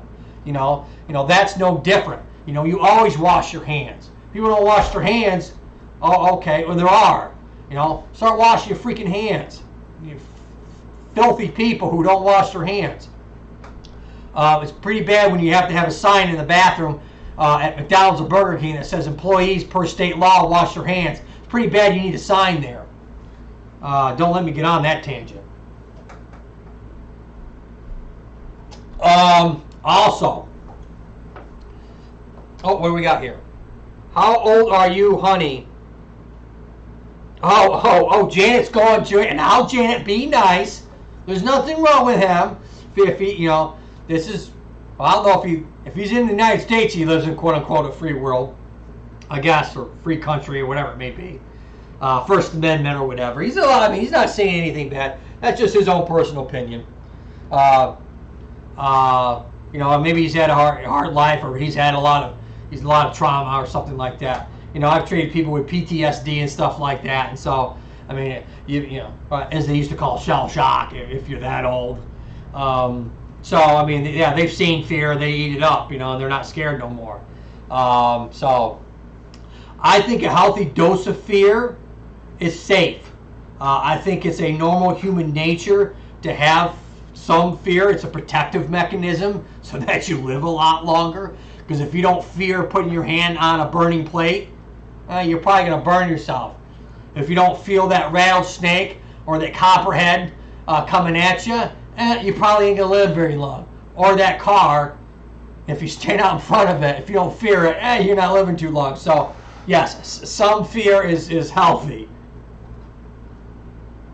I'm 44, 325 pounds, and 3 packs a day, 6. All right. So he's the classic case of morbidly obese, which is, hey, that's just what it's just who he is. It's not, I guess, it's not healthy. He knows it's not healthy. Whatever. And he smokes 3 packs a day. That's got to be expensive. That's all I'm saying. And so yeah, he's in a higher bracket. For sleep apnea. When you weigh that much, your diaphragm, all right, as you breathe, your ribs open up, your diaphragm drops down, your lungs expand. And so when you weigh so much, that compresses your diaphragm. Your lungs can't open up as much, and your diaphragm can't drop down, and so you don't fill up with air as much. And then when you throw smoke and poisons on top of it, inside your lungs on top of it, yes, you're going to have, issues with breathing, COPD, asthma, emphysema, So he knows this. I mean, he's 44. I'm 44, and so he's old enough to know better. That's how he wants to live. That's how he wants to live. It's a free world. Good for him. I roll my own cigarettes. I do have sleep apnea, and I have a BiPAP. I use when I sleep. So yeah, he's got a BiPAP machine. Basically, it's one of those Darth Vader masks that pushes air into the lungs, because basically he stops breathing every so often, or whatever the rate is at nighttime. So good for him. So he does. He knows. He doesn't stupid. I have asthma too. Okay, so yeah, it is what it is. My husband survived Vietnam. Oh, I'm dropping down. I dropped down. I got the 6. I dropped down 2 on me. Wow, he survived Vietnam. That's a statistic, boy. Yeah, I remember watching a documentary on Discovery Channel about Vietnam, and how LBJ, that scumbag, he kept us in Vietnam a lot longer than we should have been. Yeah, his ass should have been shot. Anyways, any questions so far? I've kind of jumped off here a little bit onto a tirade and everything. Does anybody have any questions about this mid-back area and any pain in that area that, I already went over a few things. Oh, also, if you have asthma and you're heavy breather and stuff like that, that can cause a lot of mid-back problems because you're overusing, and those joints along where the ribs come out through, along the side here, these little ear things, these pedicles, all right, where the ribs kind of, what we call, articulate or move to, they can get inflamed and irritated, and you can have inflammation around those areas and give you some mid-back pain. So that might be an idea for this controversy guy. 8 back in the house. I gave wife apnea several times a night. Lynn puts a pillow over my face. Lots of laughs. Bad joke. Lionel, you're something else. Yeah, you'll have sleep apnea, all right. Yeah, you'll have what I call the permanent deep sleep. And that's where you don't wake back up. Uh-oh, controversy's looking at Lionel like, what's going on here? Yeah, Lionel, if I see you on the news, on the big world news, I know what happened to you. I'll call up the police for you, brother. All right, so as we migrate from the mid-back up to the neck area, and we talk about pain in that area, it still can come from that shoulder blade, and those muscles, like that levator scapula, attaches at the top of the shoulder blade and runs to the neck. And that's your main rotator muscle. I'm not doing it very well, but that's your main rotator muscle of your shoulder blade, or one of them, I should say. And that can give you pain in that area, as well as your shoulder blade going all the way into the neck.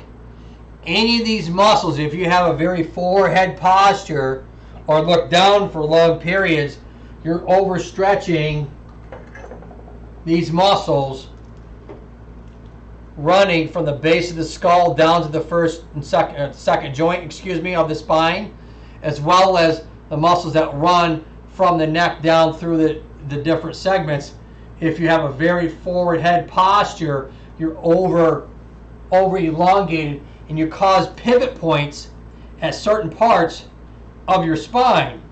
Up in here, you have this C7 is that bump down there. That's the last vertebrae in your neck before you get to your thoracic or T1 level, and T12 all the way down here before we get to the lumbar, L1.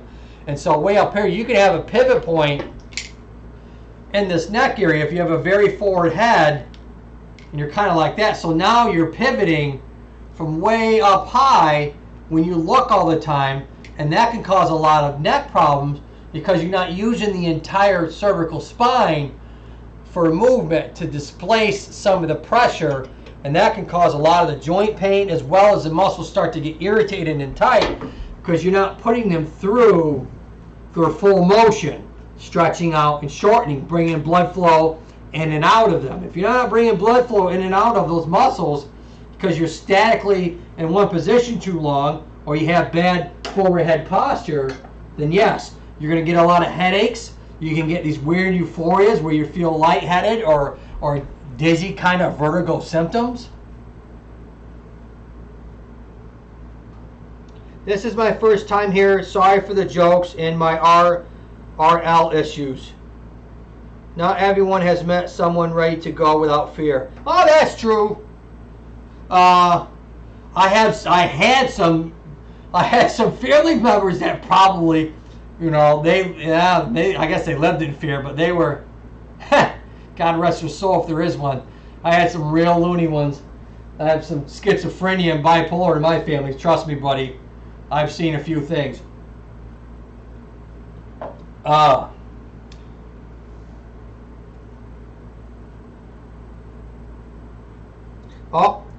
Coffee Madness has dropped a new one if you want to see that.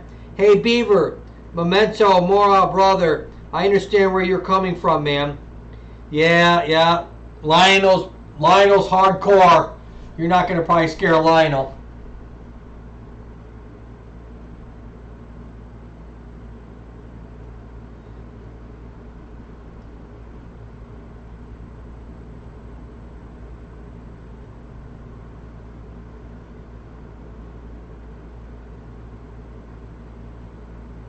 I got 7 in the stream.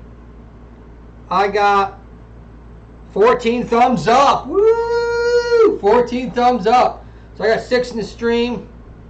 I mean, I say that now, but I'm waiting for the first attack to change me if I'm destined to live. Well, yeah.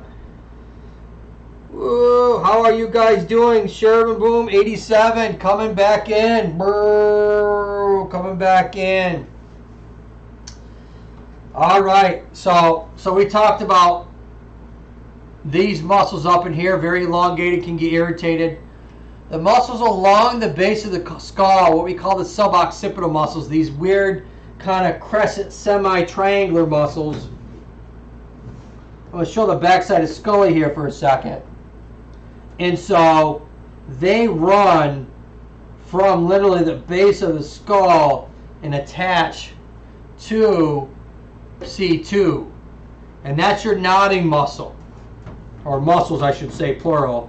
Whoops. Oh, sorry, Scully. I didn't mean to do that to you, brother. And so that's your nodding muscle. And so they are very small, and if they get inflamed, can give you major headaches as well as vertigo type symptoms. And so they're very tiny, and they, with whiplash or whatever, be very mindful of them. They can give a lot of those symptoms. And so that forehead posture motion can also get them very tight and irritated.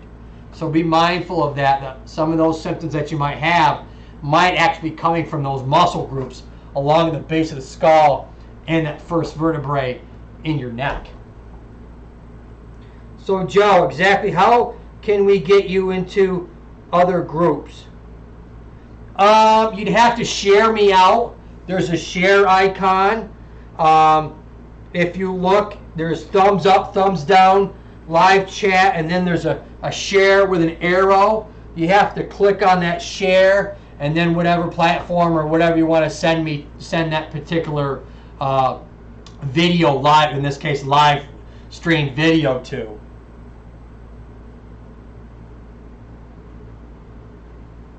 Grandfather thought the same way, brother. Greatest man I ever knew.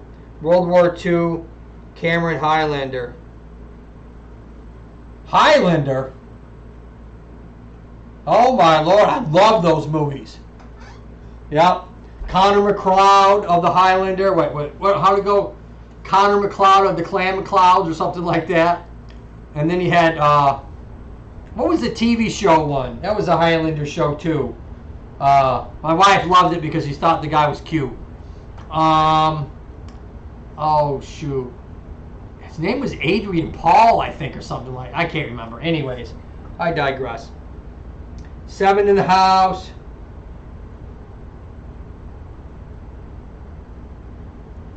Go ahead, connect. I love saying that one. Connect, whatever that means.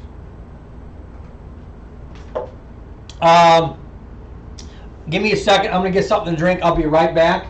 Go ahead and talk amongst yourselves. If you have any questions, just leave them in the chat. I'll be right back.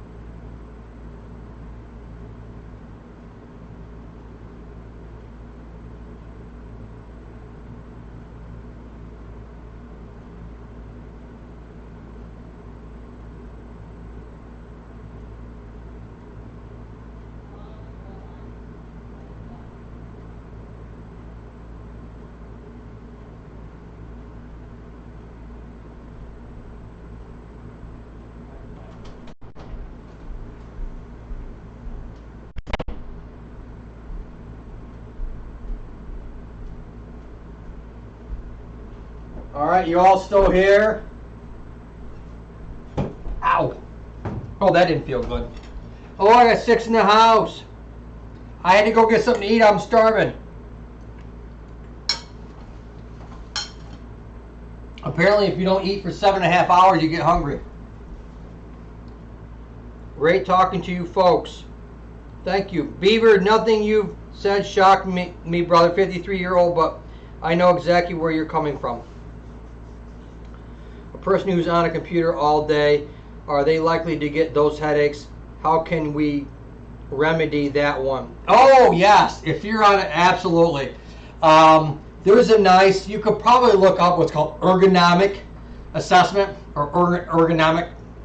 Essentially, you want your keyboard, your hips, knees. Let's start with the simple ones. The hips and knees need to be about what they call 90 degrees. You know, you don't want to be like that, and you don't want to be kind of like that. So you want to be in a nice, relaxed position. Oh, good. And when you're typing, you don't want to be up like this. You want to be nice and relaxed. So the keyboard, of course, mine is wireless, so you can put the thing anywhere. But so you want it down by your side if possible. In your head posture, you want to make sure you're back against it. You don't want to be, because I see this a lot. You know, people get into whatever they're doing, and they kind of got this forward head nod motion, and realize maybe every once in a while you need just to kind of stretch out, open up, get the magic towel, or this thing, which don't mind my hat hair. I need to get a haircut at some point. To do chin tucks, what you do is you look straight ahead and you just pull your chin back, not looking down or looking up. You're looking straight ahead as you pull your chin back. And what that does is it starts to over-elongate, over-stretch, and stretch some of those suboccipital muscles and pull you back and really start to flatten that neck out, and it'll give you a nice little stretch. Just go to the point where you initially feel a stretch. Don't go into the stretch, because that's when you can give yourself a headache.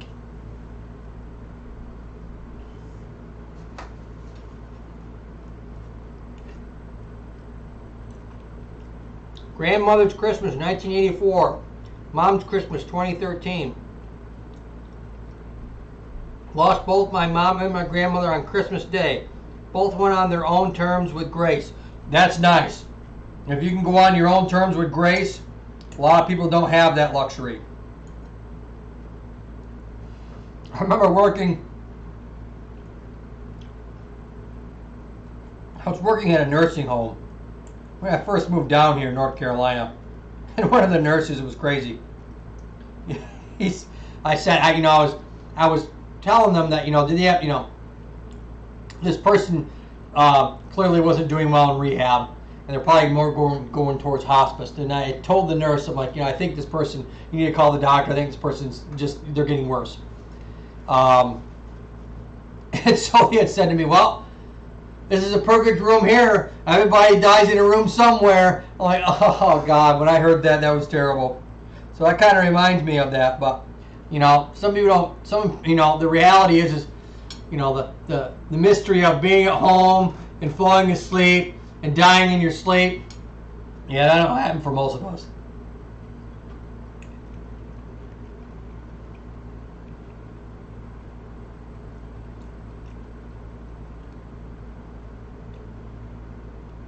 Yeah, I guess he was talking about that. Well, his whole channel is about controversy anyways, so it makes sense.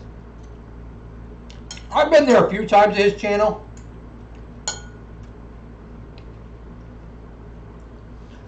I'm not into controversy as much as I am to, like, are aliens real and all that kind of crazy stuff. I like to listen to some of that nonsense, but I'm not really into the controversy part of it.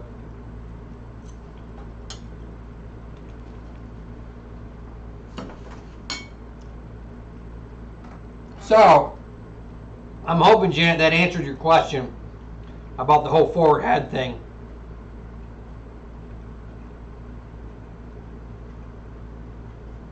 If you're having headaches from probably looking down at your tablet or your phone or on your computer too long, you want to ice your base of your skull. Here, Scully, turn around. You want to ice the base of the skull here where those muscles are attaching at for a good 15 to 20 minutes, at least 3 or 4 times a day, to try and get the signals that those muscles are sending, those pain signals, to slow down and to stop. Ice will do that. People have a tendency to want to heat things up. When you're getting referred pain or shooting pain, you want to ice as much as possible, because ice slows down nerve conduction, slows down those nerve pulses, and kind of calms down the pain.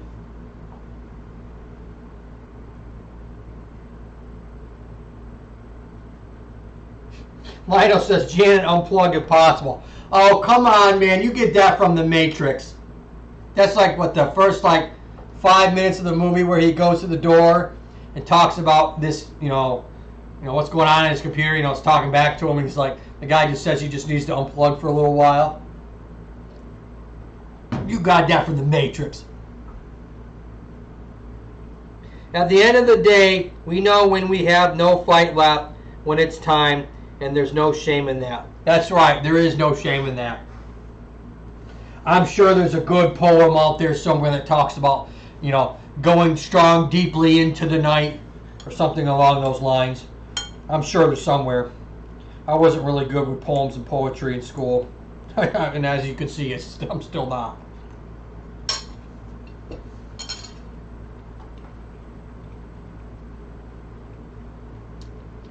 Matrix. You list me here? He. Oh, yeah. I've seen a lot of movies through the years, and I can't remember anybody's names. I'm awful with remembering names. But, Lost. You mean you're Lost? You got it from Lost. That TV show that everybody hated in the end? Got 7 in the house. You lost me. Oh, okay. There was a movie called The Matrix. It was a trilogy. It was the star cast was Keanu Reeves, Lawrence Fishburne, and what's her name? She's a beautiful model lady, actress. Anyways, he essentially is in this, what he thinks is modern day 1990s, and come to find out, he's inside a computer simulation. He's plugged in, and the whole world's plugged in because basically the machines took over and enslaved humans. Yes, it did. My son is taking aspirin in the morning, then in the evening. We'll tell him about icing. Well, if he's using aspirin, he's got to be mindful. I mean, I'm not a medical doctor, but if he's taking aspirin every day, that's not really good for your digestive system, too. I would tell him to look at, or just hint, maybe give him a couple ideas what I've said on my videos, or maybe if he wants to just come to look at a couple of my videos, it's up to him, to see if some of my techniques would actually help him, versus taking aspirin every day and hoping that it goes away, and really you just need to change what you're doing, and then you can probably stop taking the aspirin, which is why you're having headaches. I know the movie, just never was a Keanu. Oh, you're not a Keanu Reeves fan? Oh, I know. He's such a nice guy, though, in real life. A lot of those actors and actresses are real a-holes.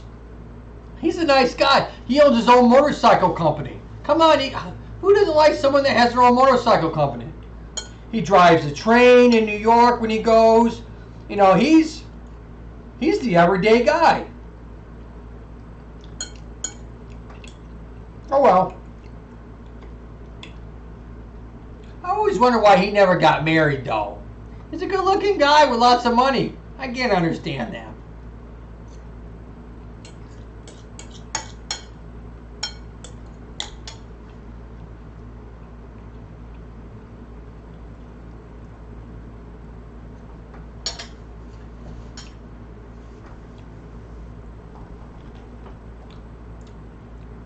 Enjoy my meal. Thanks.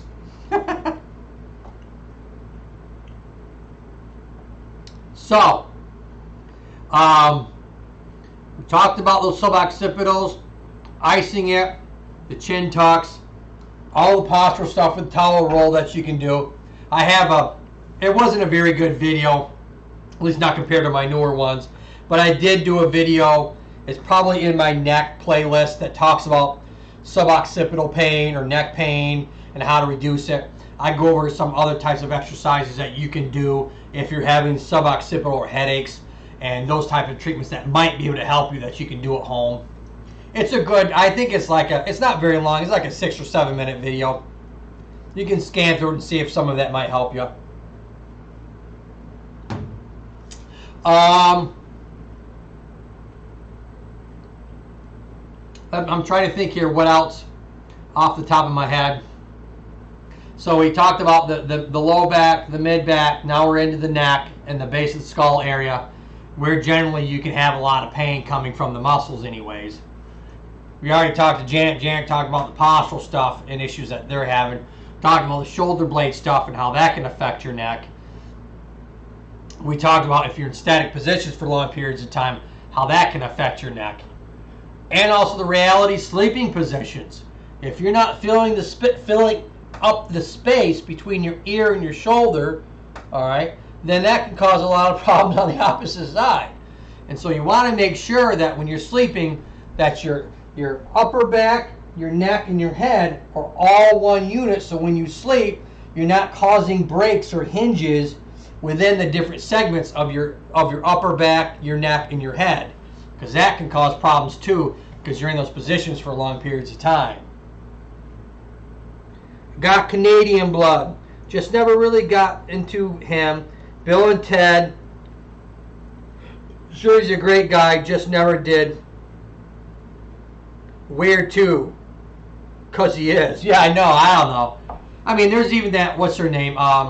Shirley Theron, that woman that's an actress. Worth millions. Absolutely. I mean, my personal opinion, drop dead gorgeous. I don't know. I think she's Australian or something, anyways, like that. But she adopted kids. Never got, I don't know if she, got married, whether she wants to marry a girl or marry a guy. A lot of these people just never got married. Or maybe they did, we just don't know about it. That's possible. But just weird. A lot of these really, really good looking people never got married. I don't know. Maybe there's a conspiracy.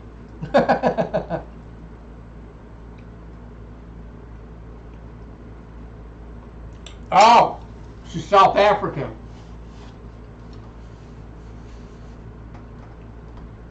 Thank you, Lionel. Yeah, I have heard that before. Now that you said it, I didn't remember it until you said it, though.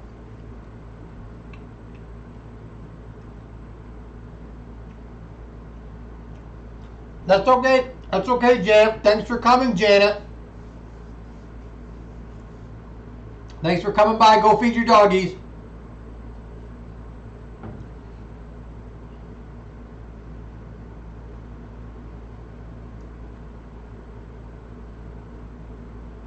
Okay. So there's another muscle group. You bring your shoulder blade into the mix here. At some point, I will get a full skeleton. Hint, hint, if anybody wants to buy me one and just mail it to me, a full skeleton, that would be awesome. Anyways, so the full skeleton will at least show the ribs. And so your first rib is up really, really high. People don't realize. They just think the ribs are down here. Those ribs up really, really high. And so when you got your collarbone here, I'm going to turn this guy for a second here. So you got your, I'm going to see if I can sit this perfect. So you got your clavicle, your collarbone down in here, just superficial down in here is that first rib. That first rib is very high up underneath this area. And so there's a scalene muscle that comes and attaches down into this area. These muscles along the side, one of them is called the scalenes, and there's different kinds. There's 3 different ones.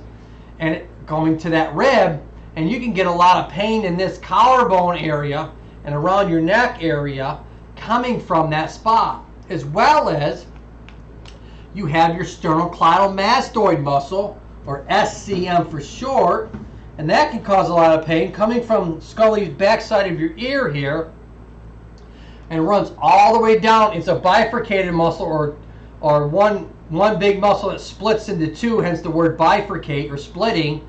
One attaches to the sternum, other one attaches to the clavicle. And so if you're having that, can kind of all cause a lot of pain in this area and start to give you pain around the front of your face, as well as give you headaches. So that's another huge two muscle groups in your neck area that can cause a lot of pain, cause a lot of dysfunction, cause first rib pain and stuff like that, because of how high that rib comes up underneath your collarbone, your clavicle area. Love your content. Oh, thank you, Janet, so much. But yuck, lots of laugh. Give me Sophie Lauren every time. Okay, Sophia Loren. Yeah, she's all right. Yeah, she's good too. Is she married to Baldwin? Who's she married to? Is it Douglas or Baldwin? I can't remember. I know she's married to one of those people. Or she was. I don't know if she still is or not.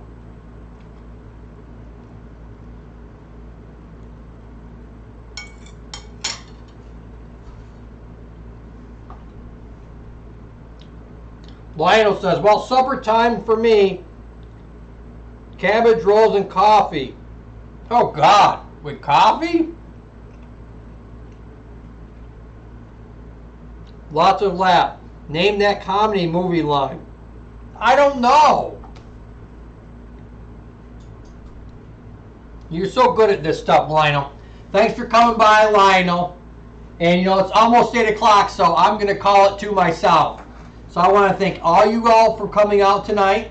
Like I said, I'm going to be doing probably another live stream tomorrow evening, as well as I think I'm going to do one on Friday and see how I do with those days and times for live streaming. And so keep an eye open for that. If you see me, go ahead and click on the bell so when I come on, you can actually see it if you'd like to. But until next time, Scully and I always say, look up and keep smiling. Bye, folks.